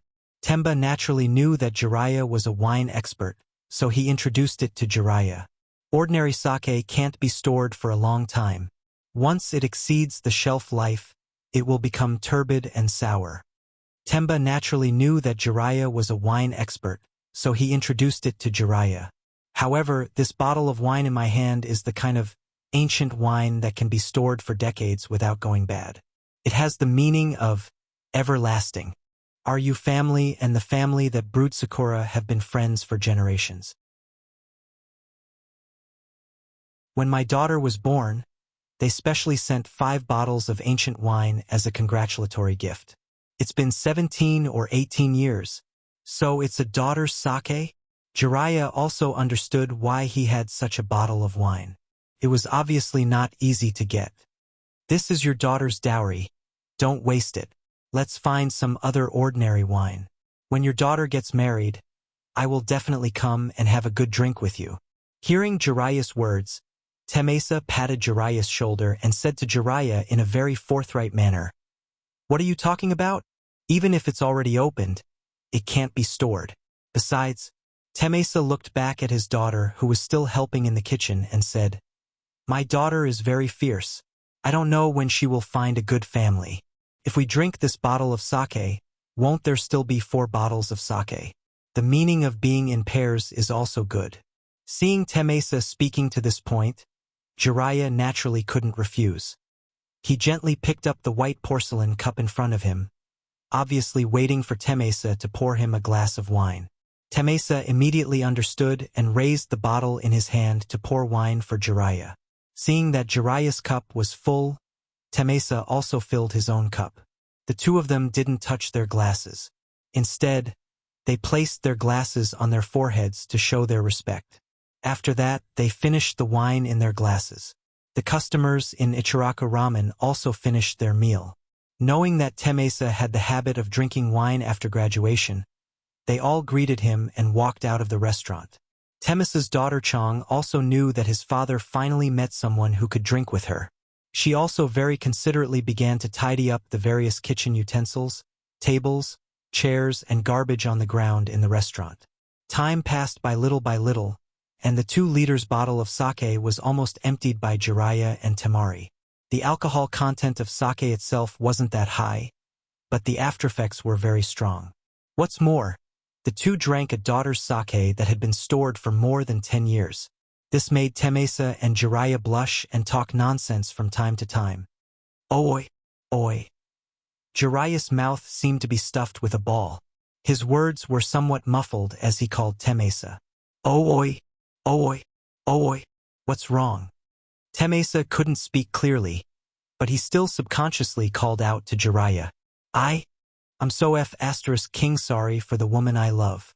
For my own ideals, I dragged her into this fire pit again.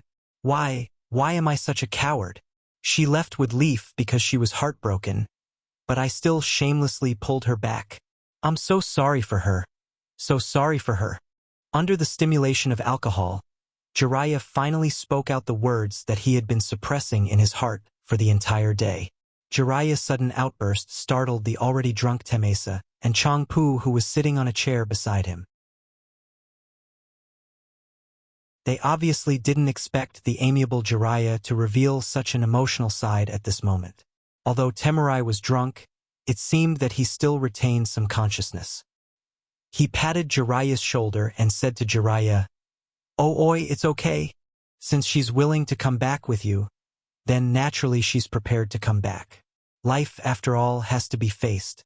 Perhaps this is a fire pit for her, but isn't a fire pit the best place to forge real gold? Don't worry, there's still plenty of time. If she really can't stay any longer, she won't hold it in and will just leave." Inside the Ichiraku ramen shop, Ichiraku was using his muffled words to appease Jiraiya, who didn't seem to be so calm. Outside the door of Ichiraku ramen, a woman with short blonde hair and a very hot figure was standing outside the shop.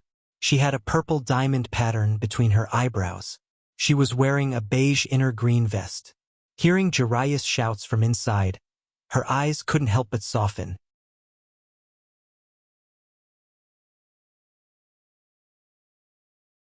Chapter 359. Jiraiya didn't know how he got home, because his memory stopped at the moment when he was fighting with Tsunade. As a ninja, this kind of hangover is simply unimaginable. Although Jiraiya believes that he will never say something that endangers with Leaf's secrets, he can't guarantee that he won't break out of some personal emotions. Jiraiya, who was annoyed at this moment, smelled the burnt smell of heated toast and fried eggs. There's actually breakfast? Jiraiya is a person who doesn't know how to cook at all. It can be seen from the paper shells of cups everywhere in Jiraiya's house. It's such a person. How can there be the smell of breakfast in his house? Isn't this a joke? Jiraiya lifted his quilt and found that his clothes have changed into his pajamas. He opened his pajama pants with a little curiosity. Jiraiya was immediately shocked. She had even changed her underwear? He put his feet into his slippers and walked out of his room in a panic. Jiraiya looked around and followed the smell of breakfast. A figure was standing in the kitchen at the moment, looking at the pan in front of him anxiously.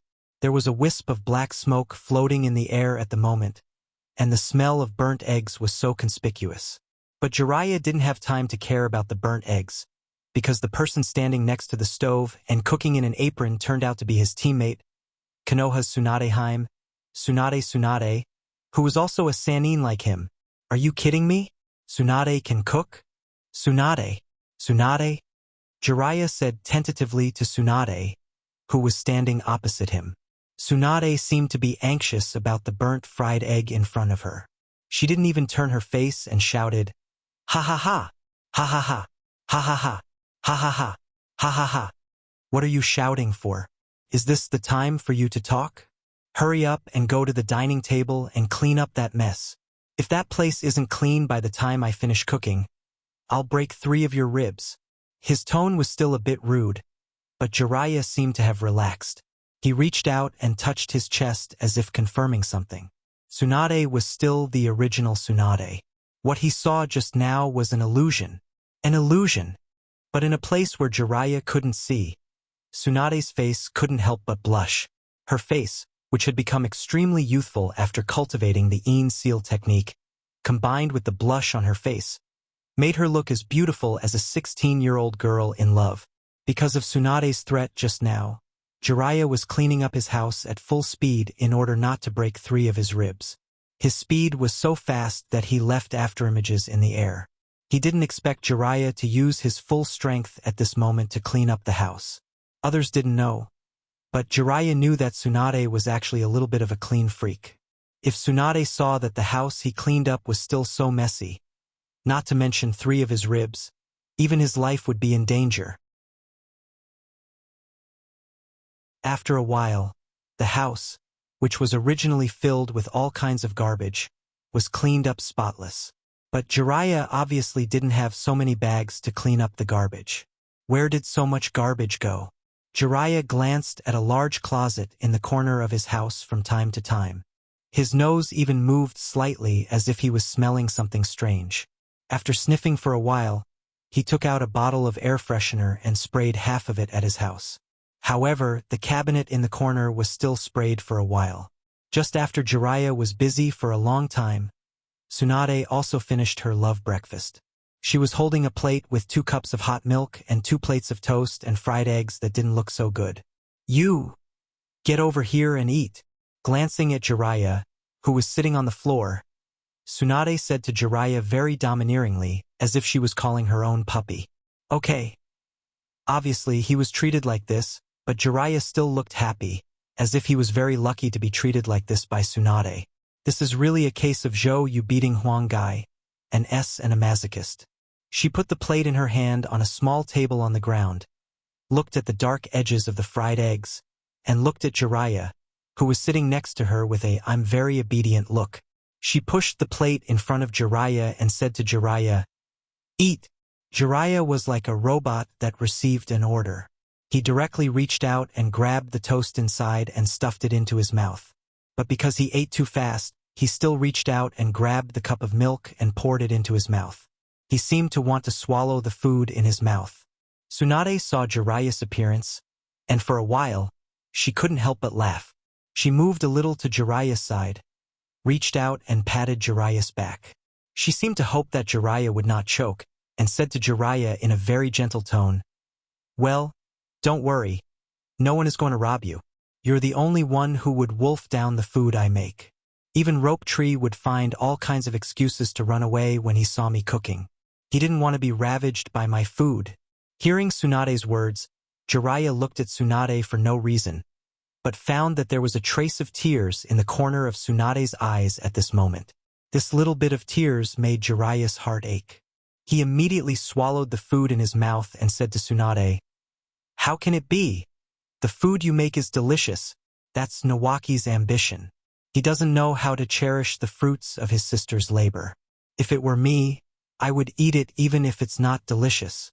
Looking at Jiraiya's clumsy comfort at this moment, Tsunade stretched out her hand and wiped the tear from the corner of her eye, and a smile bloomed on her face again.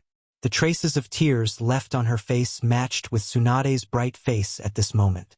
She was like a red rose stained with dew, delicate and fresh.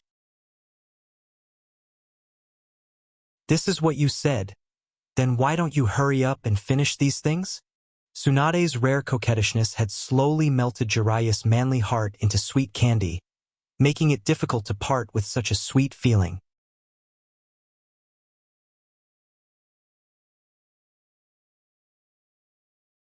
Chapter 360.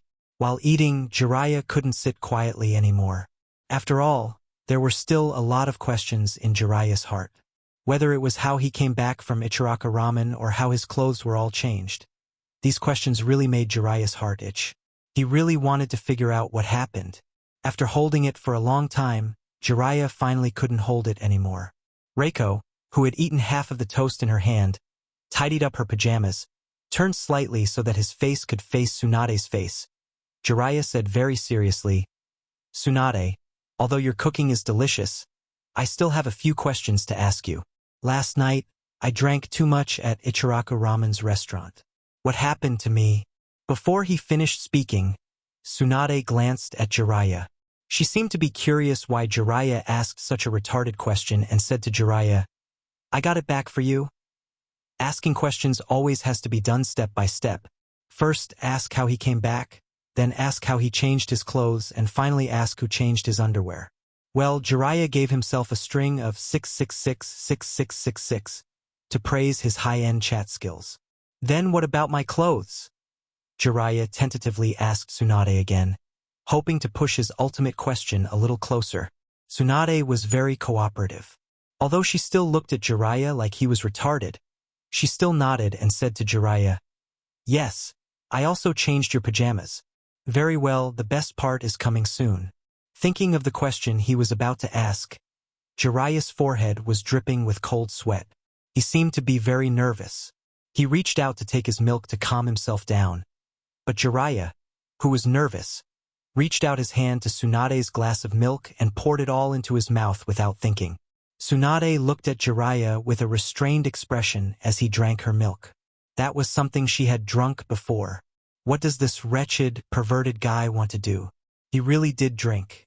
Now, there was still a little bit of alcohol left in his body to boost his courage. So, ahem, then my underwear is... Jiraiya asked his last question intermittently. Tsunade was still very indifferent to Jiraiya and said, "I also changed it." Hearing Tsunade's cold answer, Jiraiya was a little angry at that time. Although he was a little old, he was still very rich. In the past, when he went to the bath, everyone looked at his work with a respectful attitude. Since Tsunade changed his underwear for him, she naturally saw it. But why was she so cold? No man would be able to tolerate it. Don't you think? It's magnificent? Jiraiya was still struggling, but Tsunade was still calm. Looking at Jiraiya's strange behavior, Tsunade pondered for a while. She seemed to have just understood what Jiraiya meant by magnificent. He said to Jiraiya calmly and even with a little pity, "Jiraiya, I am a doctor, a medical ninja. I still know some things, and I also know the average of men. Don't be too sad. Take good care of yourself and keep a good schedule. Although there is no way to increase your size, it can still make you a little useful." Facing Tsunade's blatant flirting, Jiraiya didn't feel a little excited at the moment. Tsunade's words, as long as one has a normal IQ, they should understand. Tsunade meant that Jiraiya's capital was not so magnificent, and he even had some lingering thoughts. Hearing Tsunade's words, Jiraiya even began to suspect that the admiring eyes of the group of people when he went to the bathhouse were actually pitiful eyes. Jiraiya immediately turned gray at the moment, eating the food in front of him like a machine. Tsunade walked to the kitchen, took out a box of milk, and poured it into her quilt. But her face had a touch of shyness and excitement after a successful prank. If I don't provoke you in return, wouldn't it be a disgrace to my reputation as Tsunade Haim? Thinking about it, Tsunade couldn't help but remember what she saw last night, and her cheeks blushed even more. In the Hokage's office, Tsunade and Jiraiya both sat in the chair opposite Watergate. Tsunade was in a good state. She looked energetic, and she was obviously very motivated. At this moment, Jiraiya's eyes were bloodshot, and even the original shape of the tobacco pipe had become heavier. He muttered words like size and function back and forth in his mouth. Watergate couldn't say anything to his master, so he could only put Jiraiya aside and said to Tsunade first, "Tsunade-sama, we have discussed the topic of how to train with Leaf's medical ninja before. After a discussion between me and the elders of Konoha, we agreed that you can select a ninja from the newly promoted genin for professional training. We have also prepared some information for you. You can choose the ninja you like for training." With that, Watergate also handed a thick folder on his desk to Tsunade. Among them was the comprehensive analysis of the genin who graduated from Wood Leaf in the past 2 years. It was specially integrated to help Tsunade select training personnel, but it was uncertain how much Watergate's personal information was mixed in it. After all, it was better to use such a precious resource to train ninjas who could be loyal to Tsunade, right? Tsunade didn't care how much Watergate thought about this information. Before coming back, Tsunade said that she would not accept any combat tasks, and she would only be responsible for logistics. Tsunade also planned to verify this information herself. Presumably, with Watergate's political vision, he wouldn't cheat on such a thing. Otherwise, wouldn't Watergate's fraud be exchanged for Tsunade's fraud? It doesn't make any sense at all. Tsunade waved her hand, indicating that she could do her own things. Tsunade also knew that she shouldn't stay, so she turned around and walked out of the door.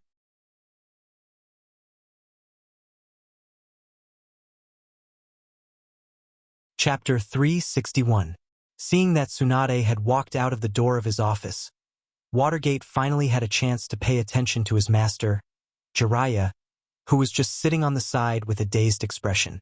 "Master! Master!" Watergate tried to call his master, but found that Jiraiya didn't respond. Watergate could only stand up from his position, holding his desk with one hand and waving his hand in front of Jiraiya. Finally, Jiraiya broke free from his world. "Master, are you okay? I have something to trouble you." Seeing that Jiraiya's matter was restored, Watergate also sat down in his seat and began to take out a document beside him to hand it to Jiraiya. But Jiraiya suddenly jumped up from where he was sitting and directly interrupted Watergate's words. Jiraiya looked anxious, looking at his apprentice sitting opposite him, and said, "Watergate, come here. Master has a presumptuous request. Take off your pants and I will explain the reason to you." Such words directly made Watergate's knees soften, and he had an impulse to kneel down. He has always known that his master likes Tsunade. But now, why did his sensei ask him to take off his pants? Could it be that he was stimulated by Tsunade, and his whole body became bent? Although he is handsome, he is a man with a wife. How can he offer his chrysanthemum like this? The chilling sensation emanating from his buttocks caused Minato to sink into an exceedingly sensitive state of mind, as he probed his master with a probing tone. "Master, did you just confess to Tsunade-sama and get cruelly rejected? You don't look normal at all," Watergate said to Jiraiya worriedly. After hearing Watergate's very unreliable words, Jiraiya gradually broke free from his frenzied emotions. Although it involves his privacy, Watergate is like his own child, and there is nothing to hide. So Jiraiya told Watergate about what happened between him and Tsunade. Watergate was stunned after listening to the story. Fortunately, although his wife Shina Kushina learned medical ninjutsu from Tsunade for a while, she didn't directly become his disciple. Otherwise, God knows what his lovely wife Shina Kushina will become. If she's really the same as Tsunade now, Then I'm really a little excited. Ba ba ba. After clearing all the complicated thoughts in his mind and trying to calm himself down, Watergate said to Jiraiya, Master, you don't have to worry. I've seen your friend. She is really above average. I think Tsunade-sama just wants to tease you, so you don't have to take it to heart. Let's get down to business. Hearing the recognition from his apprentice, Jiraiya, who was very self-doubting, finally got some spirit. I didn't expect that Tsunade, who I have loved for so many years, is so dirty. It seems that I have to find a way to improve my flirting skills. Of course, Jiraiya only thought so in his heart. After all, his apprentice has said that he wants to talk about business, so naturally Jiraiya has to give Watergate face. Tell me, what do you need me to help you with? Watergate handed the information he just picked up to Jiraiya. Jiraiya reached out and took it in his hand and began to slowly read the information. Jiraiya's originally lazy demeanor has become sharp at this moment. It seems that there is a kind of anger spreading in his heart. Nagato, Konin, and Yahiko.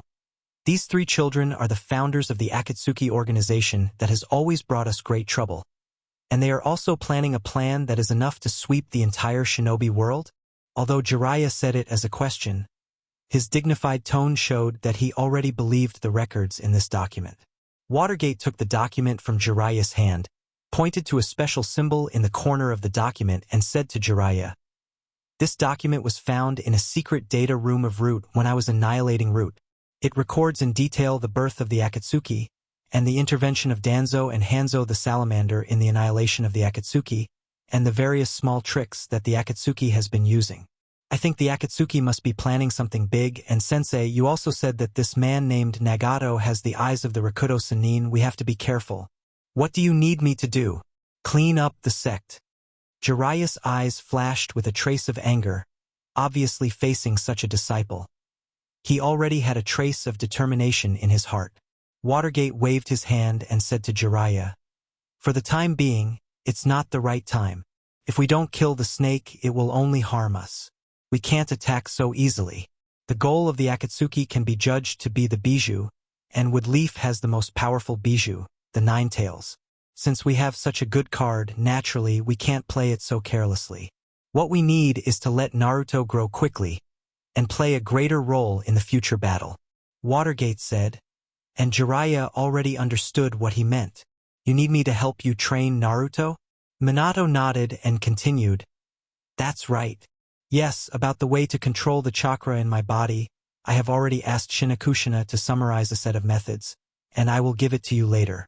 After a while, you will take Naruto with you to the shinobi world, to a certain extent, disrupt the Akatsuki's line of sight, and do everything possible to improve Naruto's strength.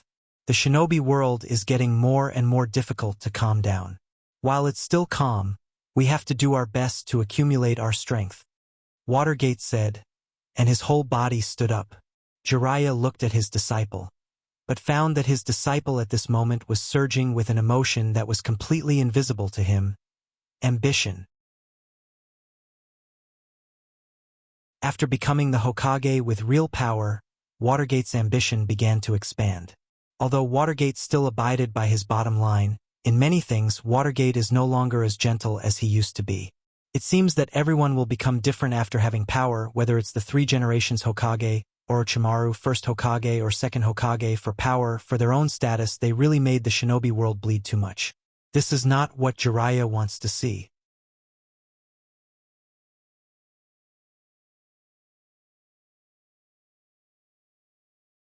Chapter 362. After the discussion between Jiraiya and Watergate, Naruto, who was confused and excited, quietly left the village with Jiraiya. Naruto didn't know what he would face in the future.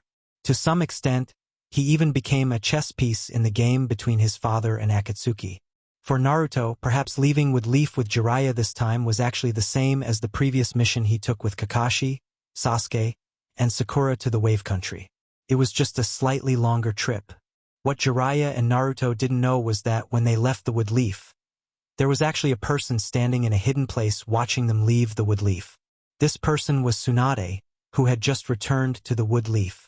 She thought that her overt and covert hints these days had made Jiraiya understand her feelings, but now when Jiraiya encountered Woodleaf's business that conflicted with her personal affairs, he still chose to leave resolutely instead of continuing to cultivate feelings with her.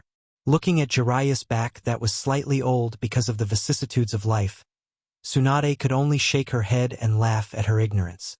Didn't she already know? Jiraiya was a fool. No matter what happened, he would always put Woodleaf first. He had already known about this for decades. But why, now watching Jiraiya leave Woodleaf, in Tsunade's heart, there was a kind of sadness as if she was abandoned. Sparkling teardrops were born in her eyes, gently brushing across Tsunade's smooth cheeks, leaving a faint tear stain, which made people feel heartache. Tears dripped from her chin, and drops of tears blended into the soil and disappeared, leaving only a little bit of moisture. But the scarred heart seemed to have added another scar at this moment, which was difficult to heal. I am Tsunade, the current director of Kiba Hospital and the commander-in-chief of the Woodleaf Medical Force. Of course, you don't need to remember that I have such an identity. Here, I only have one identity, and that is your sensei. You are all ninjas with medical ninja talent that I have found from the new ninjas in the past 2 years. In the next period of time, you will receive a training plan designated by me to train you to become a truly qualified medical ninja. If I feel that the best among you is to my liking, I may accept him or her as my official disciple. Looking at the hundreds of young ninjas standing in front of her, Tsunade said to them in a very heroic manner. Behind Tsunade stood Shizune, who had always been Tsunade's little follower, and Shinakushina, who had studied under Tsunade for a while. Before, because Tsunade and Jiraiya's speed was too fast, Shizune didn't follow Jiraiya and Tsunade to participate in the welcome ceremony for Tsunade's return at the Woodleaf Gate. After arriving at Woodleaf, Shizune basically lived in seclusion to take care of Tsunade's life. This was the first time she appeared in front of so many people. Although she forced herself to be calm, after all, she was still young, and her psychological quality was not so good. She couldn't help but blush with excitement. Compared to Shizune, Shinakushina, who had red hair and looked equally heroic, seemed to be more at ease.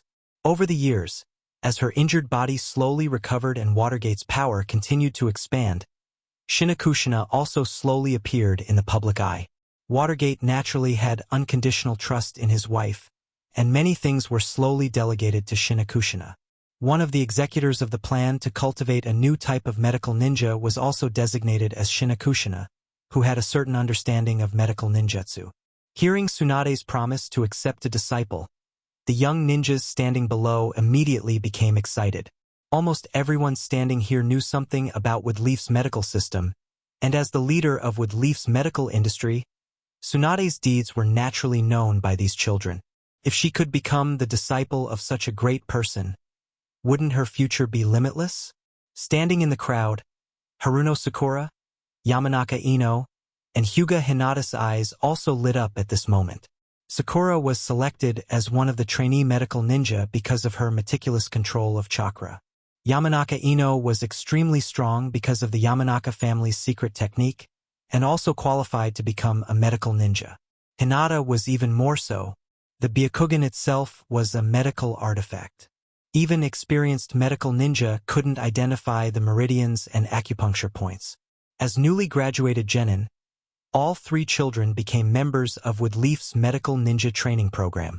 Seeing that the children in front of her were all excited, Tsunade also turned to look at Shizune standing behind her. Shizune also understood Tsunade's meaning and stepped forward a few steps to the group of ninjas standing below the stage and said, "Everyone, quiet down. I have something to announce. You have all passed the test of control of chakra and spiritual strength, so I will now announce what the first assessment is for you," Shizune said, and with a wave of her hand, the ninjas belonging to Kiba Hospital standing on both sides took a scroll and distributed it to each ninja standing below. As we all know, medical ninjutsu is actually a ninjutsu system that uses various forms of stimulation to make the cells of the human body perform various functions. As the foundation of all medical ninjutsu, the cultivation method of healing technique is recorded in detail in the scroll in your hands. Every medical ninja should not be a mass-produced healing machine, but a qualified ninja with their own opinions and thoughts. Therefore, your first assessment is to learn the healing technique recorded in the scroll in your hands and apply it to living body healing. Anyone who can pass this assessment will have the opportunity to receive more professional medical ninja guidance. Everyone, is it clear? In the face of Shizun's sudden question, whether they were ignorant or really understood, they all answered with a loud yes. Tsunade nodded and left the huge classroom with Shinakushina, Shizun, and a group of medical ninjas belonging to Kiba Hospital, leaving only the genin who were either sad or excited.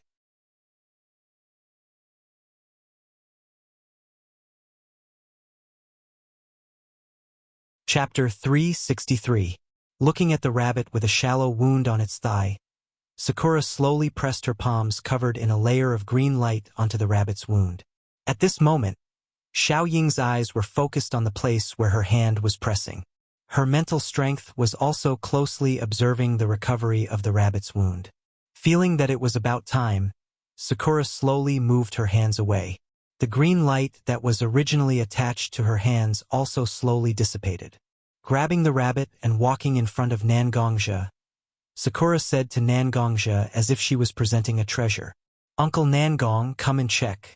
This time I feel that I have done a perfect job. I must have healed the little rabbit's wound." Sakura's face was filled with pride. This was because she had failed a few times before. The healing technique she used was either completely ineffective, or the wound was not completely healed. This time, Sakura felt that she had used the healing technique to its maximum potential. There should be no problems. Is that so? Then I will help you check. Hearing Sakura's confident words, Nangongja also smiled as he took the rabbit from Sakura's hands. The little rabbit that was originally trembling and panicking in Sakura's hands immediately calmed down when it was in Nangongja's hands. Its red eyes no longer showed any panic. Instead, it showed a sense of enjoyment. It was obviously affected by the natural energy that occasionally drifted from Nangongja's body. Nangongja's index finger brushed past the original wound on the rabbit's thigh. Nangongja was using his internal energy to slowly sense the condition of the rabbit's wound. Soon, Nangongja withdrew his finger and said to Sakura, "Indeed, compared to before, your healing technique has improved a lot. But this time, there are still some flaws. Although the wound on the rabbit's body is not big, it is still a bit deep. The muscle tissue on its thigh has also been damaged to a certain extent. But this time, your treatment only healed the rabbit's surface. Some of the internal structures are still bleeding." After saying that, Nangongja also took the rabbit in front of Sakura. He gently removed the fur from the wound, allowing Sakura to see the rabbit's skin. Obviously, the original injured part of the rabbit was not only showing the freshly healed pink, but also some slightly thicker red blood. This was a phenomenon caused by internal bleeding. Although Sakura's wound was healed this time, it was still not perfect. With Nangongja's understanding of Tsunade, if it was only to this extent, she would definitely not be allowed to pass the assessment. After hearing Nangongja's evaluation, Sakura's originally excited little face became gloomy at the moment. Nangongja naturally understood that Sakura was in a dead end of self-denial at the moment, so he stretched out his hand and touched Sakura's pink hair, and very gently said to Sakura, "Don't be discouraged. Medical ninjutsu itself is a very difficult type of ninjutsu to use. Even the most basic healing technique needs hard work to achieve. You have only been exposed to healing for a day or two, and you can already use your own chakra to stimulate cell regeneration. This is already a good level. Your Ro-Er-Ne-san has also learned medical ninjutsu systematically. If you really want to improve yourself, it's better to ask your Ro-Er-Ne-san." While comforting Sakura, Nangongja also glanced at Nangong-ro, who was sitting next to him and seemed a little absent-minded at the moment. After hearing Nangongja's words, Sakura was also surprised. After all, medical ninjutsu is a rare species in the whole ninja world, and this Ro-Ne-san, who is very familiar with her, is actually a medical ninjutsu who has received systematic medical ninjutsu, which made Sakura feel incredible for a while. Although Nangong-ro seemed a little absent-minded, but what Nangongja said just now was still heard by Nangong-ro. Knowing that she can help Sakura, Nangong said with a gentle smile on her face. Sakura, if you really want to achieve something in medical ninjutsu, I naturally have to help you achieve your goal. But now you still have to try to use healing to heal some living creatures first, and accumulate some experience in using medical ninjutsu. Only in this way can I observe your mistakes and then correct some of your problems. After listening to Nangong's words, Sakura also nodded and returned to the operating table in Nangong's yard, where she had just used healing. She quickly cut a wound on the rabbit's body with kunai and continued to use healing to heal this wound. At this time, Yichue, who was sitting not far from Nangong, waved her hand and called Nangong. Although Nangong was a little puzzled, he still sat beside Yichue and waited for Yichue to speak. Is it a blessing or a curse to become a medical ninjutsu? Yichue looked at her daughter, Sakura, who was still diligently practicing healing, and her eyes were full of worry for her daughter. Yichue, who is not a ninja, still has a smattering of knowledge about medical ninjutsu. So when she saw her daughter wanting to become a medical ninjutsu, Yichue couldn't help but ask Nangong, who is the strongest person she knows. Yabuki, to be honest, as a ninja, there is no such thing as complete safety. But medical ninjutsu is different from other ninjas who only focus on combat power. If it is a one-on-one confrontation, ordinary medical ninjutsu may not play a big role, but in the face of a large-scale melee, medical ninjutsu is the group of people with the strongest survivability. Recalling his combat experience, Nangong explained to Yichue. However, Nangong still has some words that he didn't say to Yichue. Medical ninjutsu is not only good at healing, but every qualified medical ninjutsu is also a qualified poison master. Whether it is assassination or ambush, they are good at it. But such words are naturally not suitable for Yichue, who may become a medical ninjutsu, so Nangong quietly covered up these things. When Yichue heard that medical ninjutsu is the most life-saving profession, the relaxed look in her eyes was so clear that Nangong also sighed in his heart.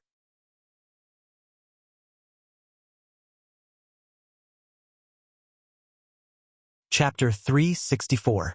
There has never been absolute security in this world.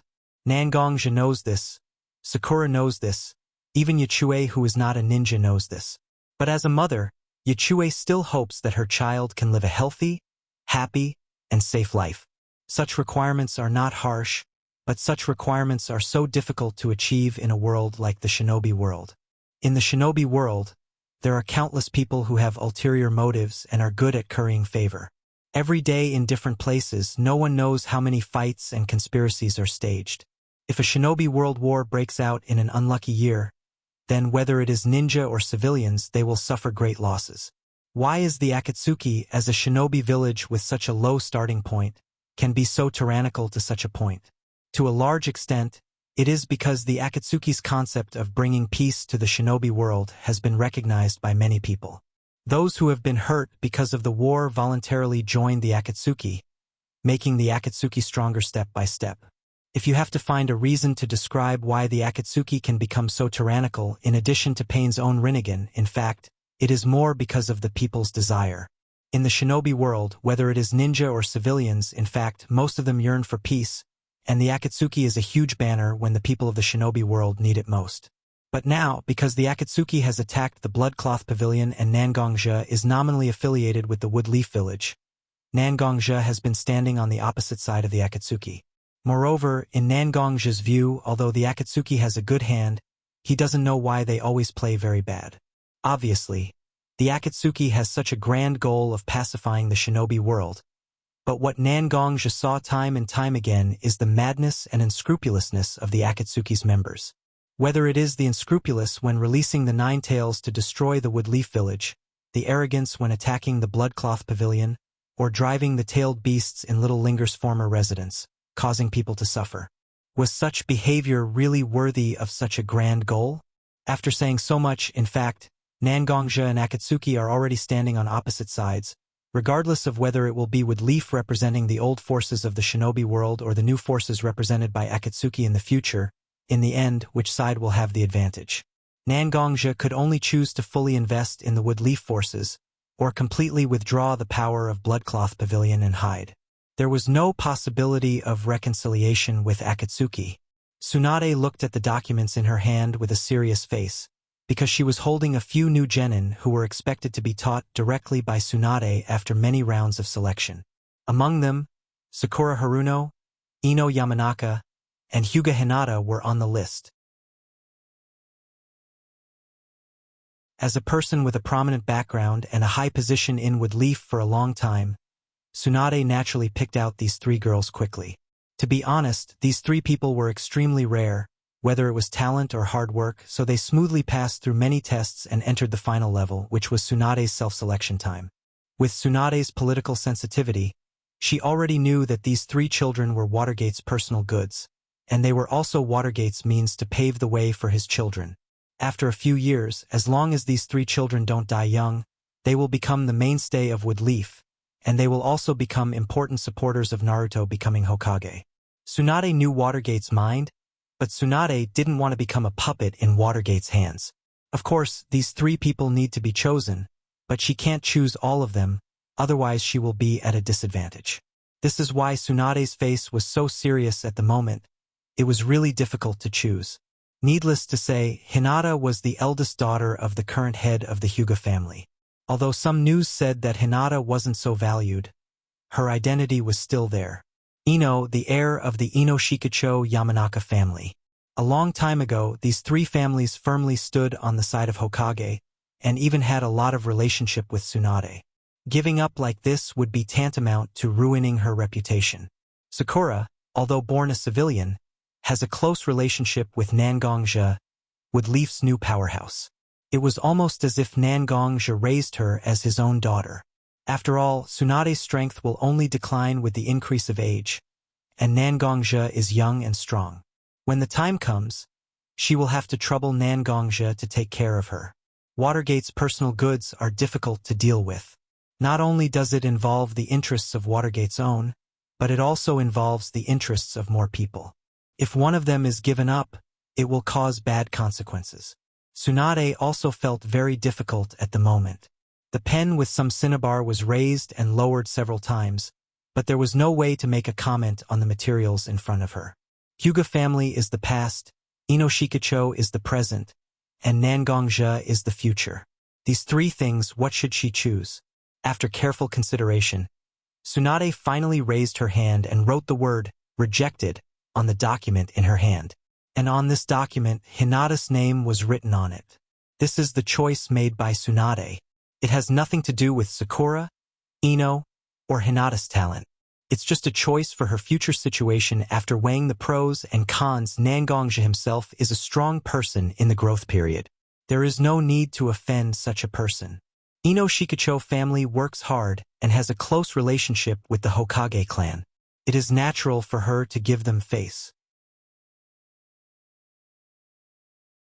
But Hyuga family, as one of the two major Woodleaf clans, now that the Uchiha clan is destroyed and Hyuga family dominates, everyone knows that Hyuga family is a grasshopper in the autumn and can only barely survive. Therefore, Tsunade made the choice to give up accepting Hinata as a disciple, but she can't end it so casually. So Tsunade put down the things in her hand and called her disciple, Shizune. Shizune, go and get my medical ninjutsu notes and some gifts for visiting.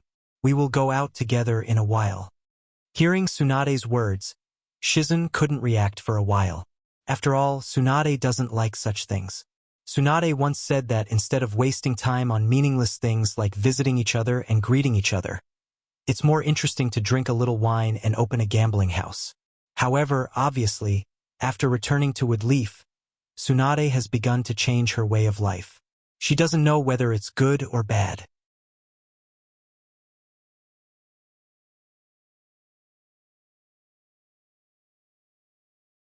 Chapter 365.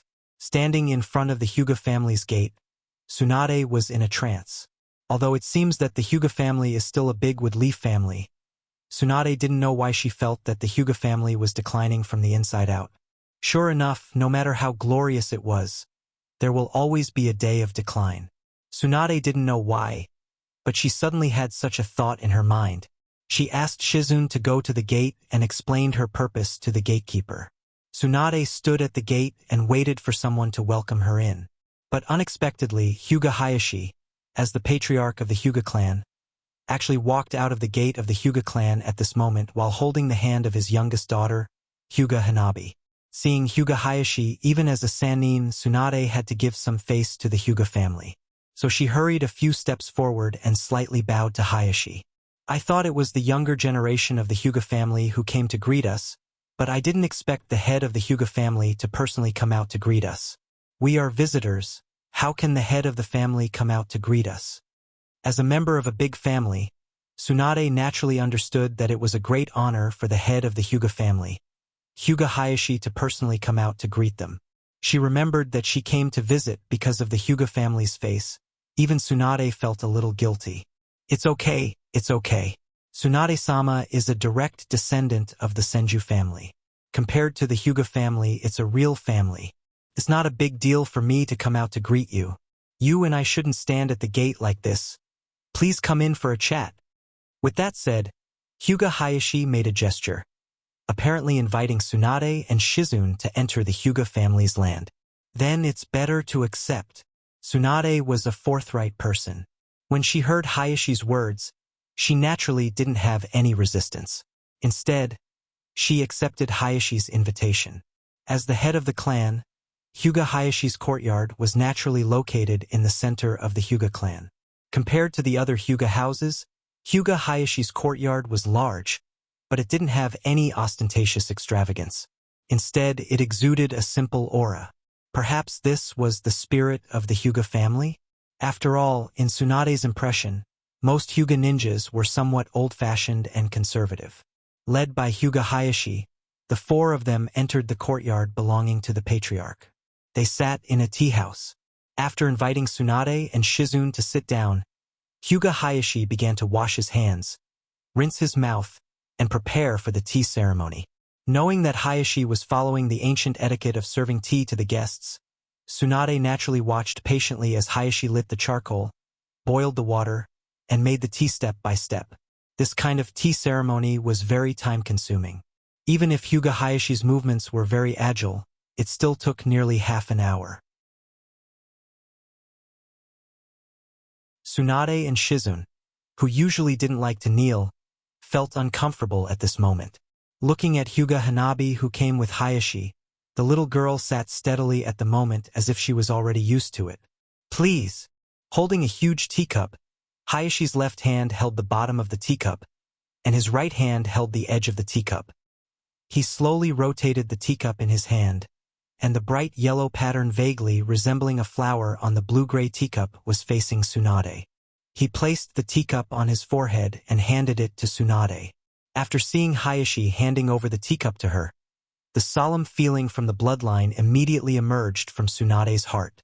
Tsunade straightened her body and respectfully reached out her hands to take the teacup handed over by Hyuga Hayashi. Holding the bottom of the teacup with her left hand and the edge of the teacup with her right hand, Tsunade turned the yellow pattern that was originally facing her towards Hyuga Hayashi again. Tsunade raised the teacup to her forehead, bowed slightly to show her gratitude, and put the teacup in her hand in front of her. Then Tsunade reached out and picked up the teacup again, and finally drank the sticky tea in her mouth. This procedure not only looked cumbersome, but every action had extremely strict rules. Whether it was the angle of the arm bend or the way the body leans forward, there were certain rules. If one didn't come from a big family, it would take a long time to be familiar with this series of rules. The tea rolled on the tip of Tsunade's tongue, and after swallowing the tea into her stomach, Tsunade also expressed her respect for Hyuga Hayashi's tea ceremony very respectfully. With this, the tea tasting was finally over. And the real show will begin here. Lord, in fact, this time I came to the Hyuga clan to apologize. Facing the head of the Hyuga clan, Tsunade maintained the proper respect to Hyuga Hayashi. Perhaps because he has been in a high position for a long time. Although Tsunade said that she came to apologize to him, Hyuga Hayashi's expression didn't change. It was as if the person Tsunade wanted to apologize to wasn't him. Tsunade-sama, why do you say that? In fact, whether it's your situation or the Hyuga clan's situation, we know each other's situation very well. There's no right or wrong in this matter. If it weren't for some people in the clan who can't see the situation clearly, in fact, this drama wouldn't have happened. Although the two didn't say it explicitly, everyone knew that this so-called drama was about Hinata's participation in the medical ninja training program. As the head of the clan, Hayashi naturally knew that the Hyuga clan was in its last days. No matter what kind of battle, the Hyuga clan was the most likely to be sacrificed. Although it's rumored that I don't like my eldest daughter very much, how can a parent be so cold-blooded? Hanabi is my child, and Hinata is also my child. This time, this group of people urged my daughter to go up and embarrass herself. No matter what, I won't let my child lose face. Hayashi's words, no matter how you listen to it, sounded a little threatening. Tsunade had a violent temper, and she would directly explode if the slightest displeased her. But being threatened by Hayashi here, Tsunade still didn't make a scene. Instead, she was very calm and said to Hayashi, "You and I are just chess pieces on someone else's chessboard. No matter what we do, it's actually under someone else's control. This time, it's true that I lost face for the Hyuga clan, so I will try my best to get back the face you lost. I also brought my medical notes. Although it's not something precious, it's still a small token of my sincerity."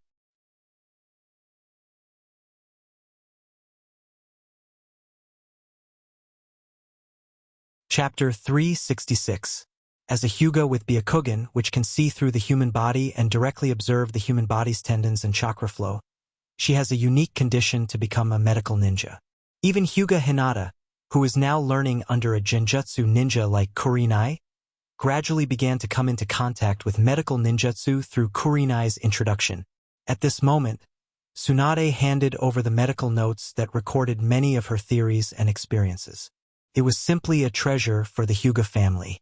In fact, the Hyuga family let Hinata participate in such a medical ninja training program in order to establish a friendship with Tsunade. Although it sounds like Hinata was not selected, there is no way to directly unite Tsunade and the Hyuga family. But as a politically sensitive person, Tsunade has already noticed that she has to establish a good relationship with a family like the Hyuga family. The Senju family has gradually declined in the Shinobi World War and the internal consumption of wood leaf. Now, they can't even compare to some small families in the wood leaf village. Over the years, no ninja has awakened wood release, so the Senju family can only give Tsunade some nominal help. If she wants to be free and not live as a puppet of others in the wood leaf village, Tsunade must join forces with the Hyuga family.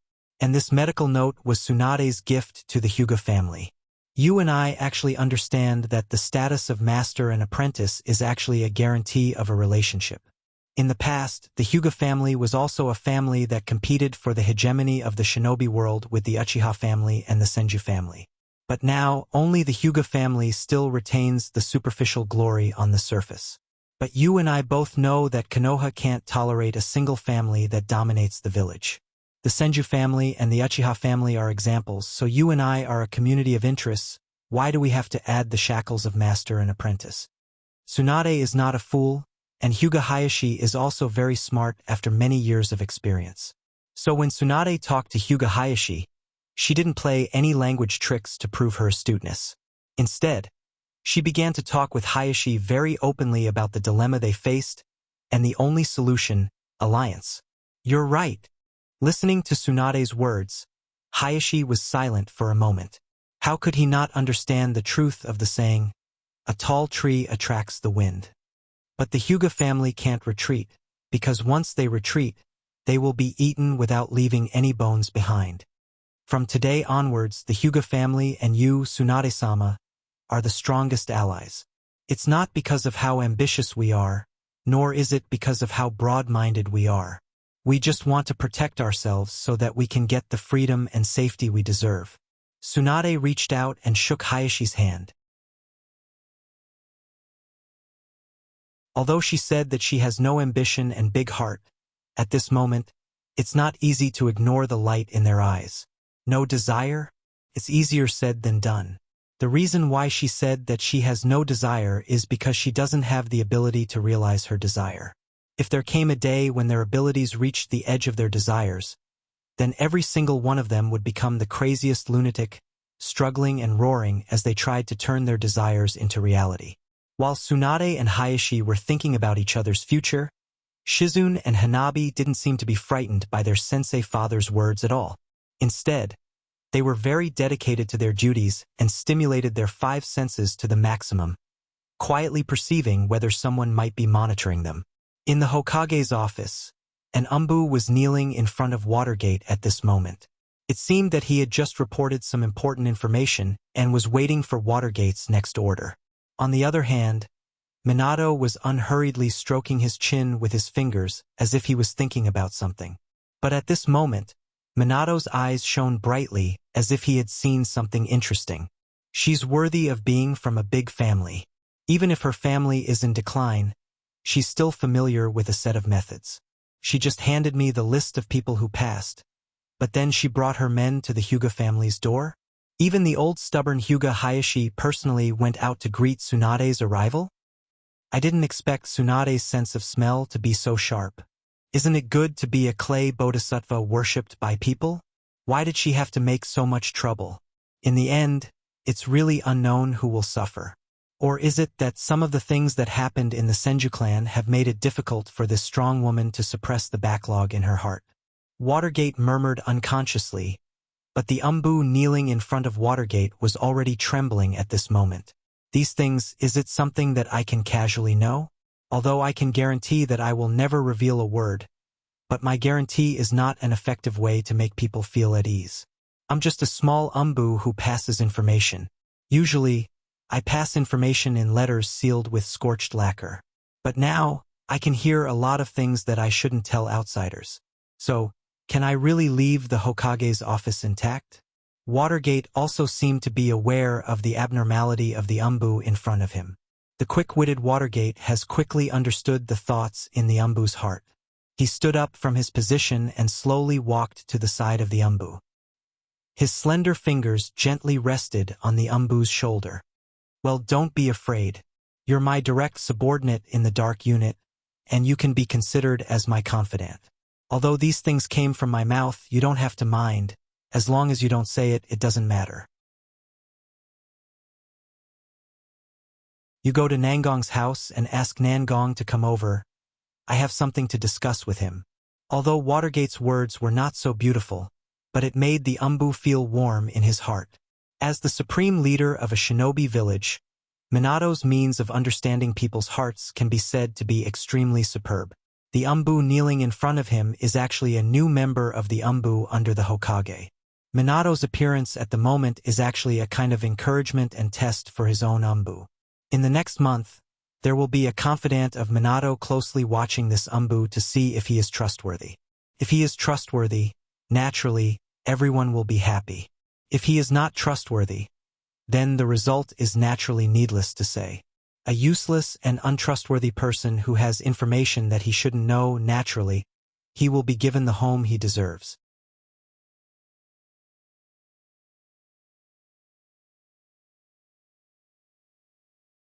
Chapter 367. The efficiency of the Umbu ninja was quite good, and he quickly brought Nangongja, who had just been summoned by Watergate, to the Hokage's office. This little ninja, who was scared to death by Watergate, didn't dare to tell anyone that he didn't dare to directly appear in front of Nangongja as usual, but he respectfully knocked on the door of Nangongja's house and waited for a while until Nangongja opened the door for him. Throughout his career as an Umbu, this was simply the most embarrassing moment for him. But when this little Umbu was standing near Nangongja's house, he didn't dare to directly appear in someone else's house as usual, because the feeling of danger was so clear, it was like a sword had been placed on his neck, so he didn't dare to be the slightest bit presumptuous. No one would tell this little Umbu that, in fact, Nangongja had already discovered him a long time ago. Nangongja has always been very disgusted with the behavior of Umbu ninjas directly appearing in his house regardless of the occasion. So the moment he discovered this Umbu, Nangongja has already used his sure, which he has been practicing for many years to suppress this little Umbu, and maybe this little Umbu will know what to do. Hokage-sama, I don't know why you called me here? Facing Watergate, Nangongja wasn't very respectful, but he also maintained the proper interests. The salute was reasonable, but it also seemed to be 1,000 miles away. Watergate saw Nangongja's attitude, but he wasn't angry. Instead, he walked to Nangong's side with a smile and prepared to pat Nangong's shoulder to show his kindness. When he found that Watergate wanted to pat his shoulder, Nangong turned his body directly to avoid Watergate's action. But he didn't pat his shoulder, so Watergate's hand naturally made an ugly arc in the air. Even the little Umbu standing next to him and the few bodyguards hiding in the shadows saw Nangong's alienation and distrust towards Watergate again and again. They felt uncomfortable and hungry in their hearts. But Watergate still maintained a smile and pulled out a chair next to him and said to Nangong, "You and I don't have to be so polite. Please take a seat. I'll tell you the purpose of calling you here today." Nangong sat on the chair that Watergate pulled out for him just now without any self-awareness. Watergate looked at Nangong helplessly and shook his head, then sat on the spacious chair behind the table. For some reason, Nangong and Watergate didn't say anything. Finally, Watergate, because he had something to ask of Nangong, finally took the initiative to speak. "Today, I specially called you here to ask for your opinion on something."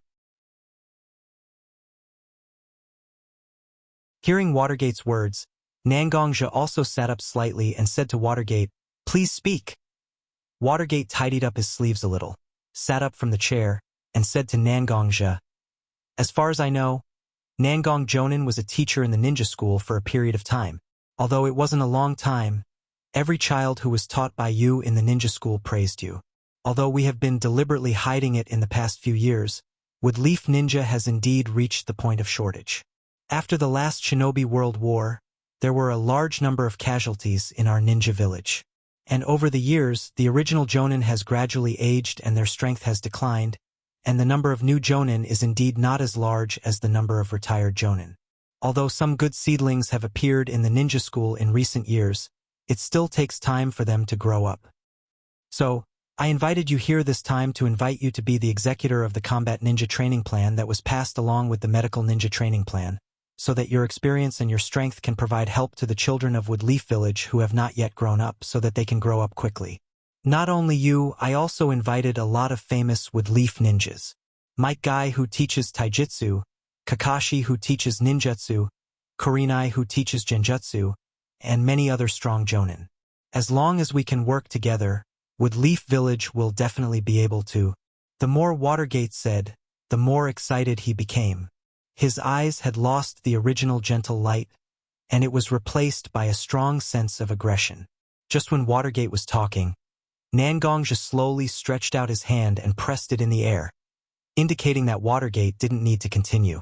Just now, no matter how Minato was alienated and distrusted by Nangong, he could still maintain a gentle attitude. However, when Nangong interrupted Minato's vision for the future, Minato felt a trace of anger that couldn't be suppressed. In an instant, Watergate's face became distorted. But soon Watergate suppressed this anger with his own reason, and the originally distorted face returned to a gentle and elegant appearance. "Hokage-sama, I think you may have misunderstood." Nangong's somewhat cold voice slowly flowed out of his mouth after Watergate's mood calmed down. "Previously, I worked in the ninja school because my family was going to school at that time, and I didn't feel at ease leaving her alone in the school, so I asked Hokage-sama of 3 generations to arrange a small position in the school for me. As for what you said about me being loved by the students, I can only say that I'm not worthy of it because what I do in the Ninja Academy is no different from some other teachers, and I'm even the kind of teacher who is more difficult to understand the hearts of the children." Combat ninja is indeed extremely beneficial to Woodleaf, but I'm not a traditional ninja who practices internal energy. Whether it's my experience or my strength, it's not enough to bear such a heavy responsibility. Some of the ninjas listed by Hokage-sama before are fully capable of bearing the heavy responsibility of training the backbone of Woodleaf. If I'm added to them, wouldn't it be somewhat superfluous? So, I ask Hokage-sama to take back the order. If you need me to do some small things, of course it's not a problem, but such an important task of training the future generations, I'm really powerless. As he spoke, Nangong also slowly stood up. He clasped his hands together and gently bowed to Shui Men to express his unwillingness to take up the position.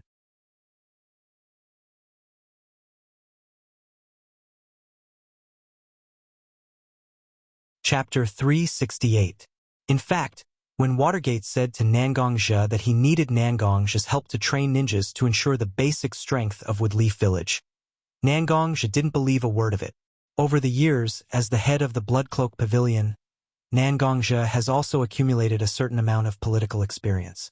Whether it's advantages or disadvantages, they can't be directly put on the surface. At least 70% of what is said on the surface is a lie to achieve one's own goals. Woodleaf Village indeed suffered a lot of losses in the previous Third Shinobi World War, and there is a trend of a lack of manpower. But Woodleaf Village wasn't the only one that was damaged in the Shinobi World War. The other 4 large shinobi villages also suffered a lot. So what does Watergate have to worry about? At least in the next few years, these shinobi villages won't be able to launch a large-scale war. Why does Watergate have to be so eager to train Woodleaf Village's new strength? After thinking about it, Nangongja can only conclude that Watergate didn't do it for self-protection, but for improvement. Gathering all the high-end strength in the shinobi village, delaying the number of missions completed, and training more ninjas with combat ability. No matter how you think about it, it doesn't seem like something that a conservative person would do, right? And on the other hand, all the shinobi villages are basically in a weak period.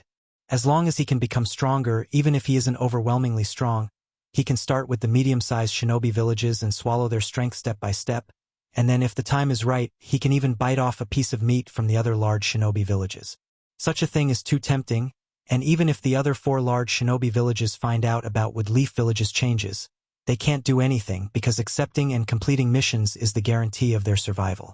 Woodleaf Village has a large business, so it's not a big deal to slightly reduce the number of missions, but the other shinobi villages can't wait to get more missions instead of refusing to complete them. Therefore, in order to not be involved in such a quagmire, even if he and Watergate are not happy, Nangongja won't agree to Watergate's plan. In fact, what he wants is just a stable life.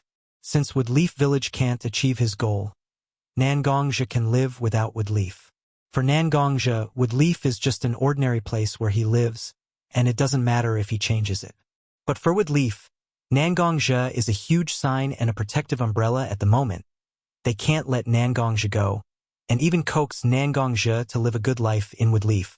Don't worry, I already understand what you mean. I'm not a person who will force people to do things. Nangongjonin, you just need to remember that Woodleaf is a very good place, and sometimes you need to help. Watergate said to Nangongja as he slowly opened Nangongja's hands. He didn't seem to care about Nangongja at all. Instead, he seemed to be very concerned about Nangongja. After that, Watergate and Nangongja casually talked about some common topics, and Watergate specifically asked one of his shadow guards to send Nangongja out of Hokage's office. After that, whether Watergate acted alone in his office, no one knows, but being treated like this by Nangongja, no one would be in a good mood, right? However, Nangongja didn't care anyway. He didn't have to stay in Woodleaf.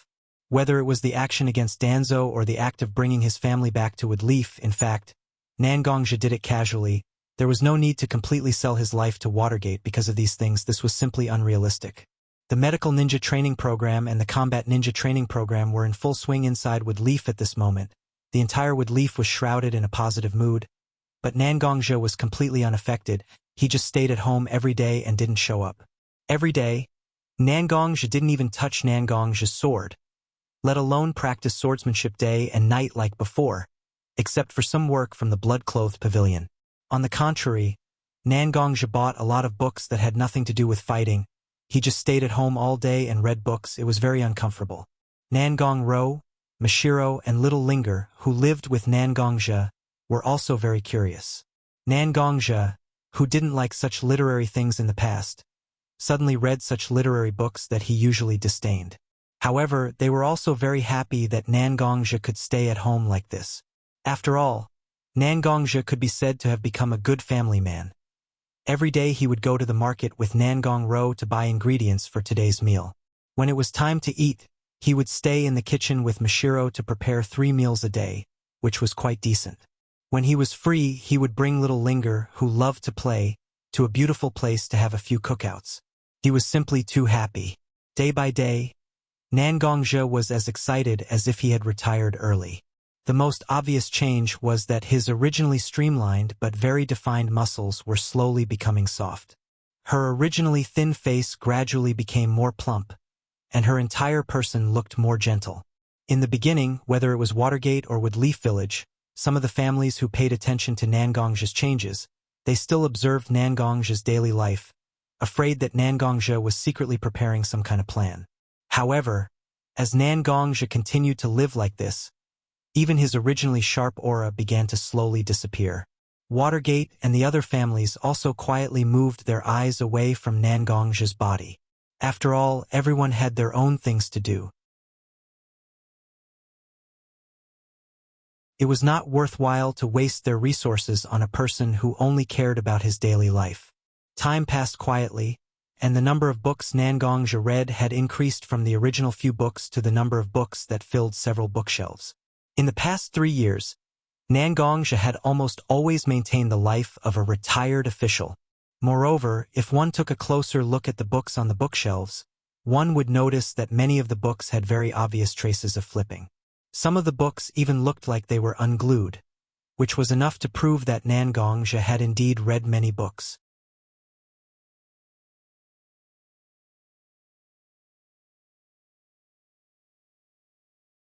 Chapter 369. Isn't this Nangongja's son? Did you come out to buy vegetables? Come and see, Auntie. You just picked some vegetables from the field today. They're still fresh. Why don't you bring some home for the little girls to try? It was another early morning. Nangongja was holding a woven shopping bag that looked like it had been used for a long time. He was like a family cook as he shuttled between the vegetable stalls. An auntie who seemed to be familiar with Nangongja greeted Nangongja warmly. Her attitude was as friendly as seeing her own nephew. Nangongja also showed a very gentle smile on his face. He slowly walked in front of the auntie, picked up a few vegetables and carefully looked at them. From time to time, he stretched out his hand and broke off a few leaves that didn't look so good or had a little bit of wormhole. The auntie looked at Nangongja breaking off pieces of vegetables, but she didn't seem angry at all. Instead, she had a smile on her face. Nangongja put all the vegetables he picked and the leaves he just broke off on the auntie's scale. Obviously, he wanted to weigh these leaves together with the vegetables. Looking at some of the vegetables he just took, Nangongja thought for a moment. As if he felt that it wasn't enough for his family, he squatted in front of some other vegetables and carefully picked them. While he was choosing, Nangongja also struck up a conversation with the middle-aged woman. Auntie, your son is obviously a ninja. Why are you still buying vegetables? Although it's good to find something to kill time, after all, you're old, it's not good to wake up early and sleep late every day. Obviously, Nangongja chatted a lot with the auntie, so he knew about the situation of the auntie's family.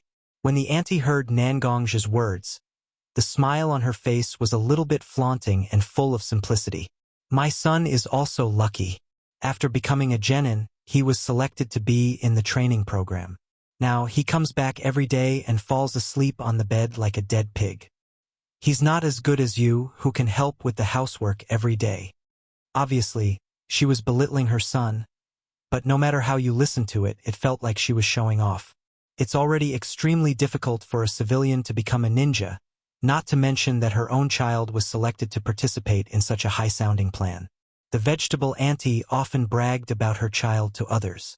Although her behavior was quite unscrupulous, Nangongja liked it because it was more realistic and interesting. Auntie, I don't have any special skills. Back then, I relied on selling vegetables to raise my Jiro into a ninja bit by bit.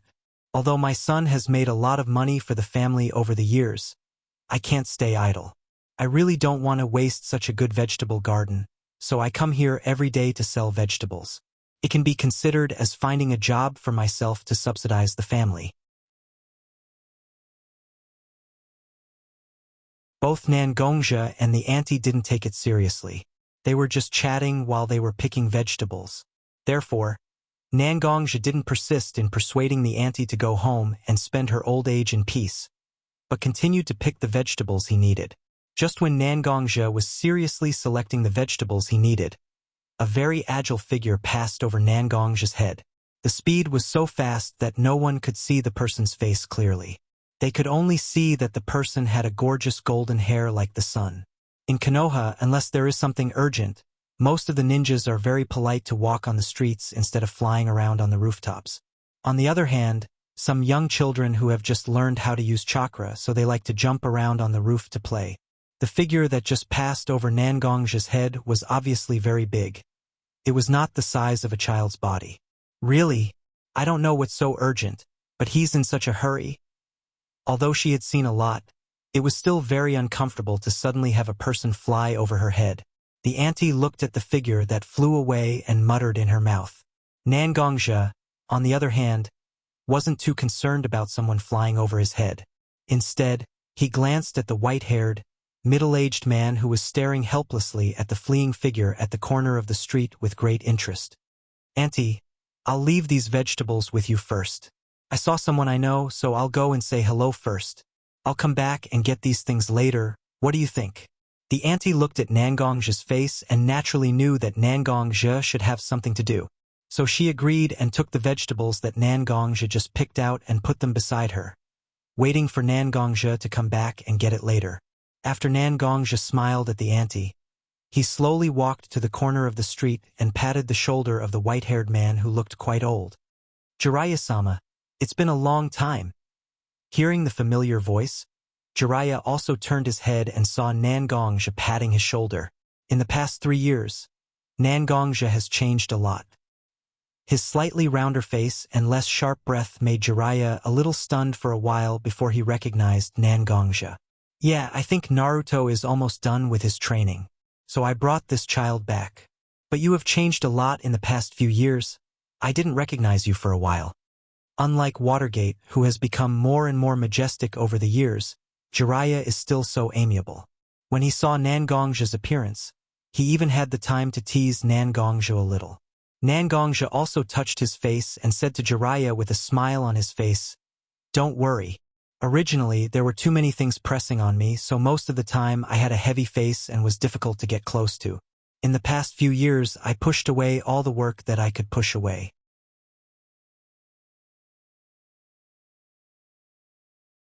It's very comfortable to stay at home, read books, and cook. When there's no pressure in my heart, whether it's my face or other places, it's a little rounder." Looking at Nangongja's face and listening to Nangongja's words, Jiraiya didn't know why, but there was a faint feeling of envy in his heart. Isn't Nangongja's plain daily life what I want the most? But in the past few years, for the 3 generations, for Watergate, for Naruto, for Woodleaf, Jiraiya didn't seem to have a stable life. Instead, he was always running around, and the old look on his face became more and more obvious. You're tuning in to the Legend of the Vagabond YouTube channel. Don't forget to subscribe and join us on this journey to catch the most captivating stories.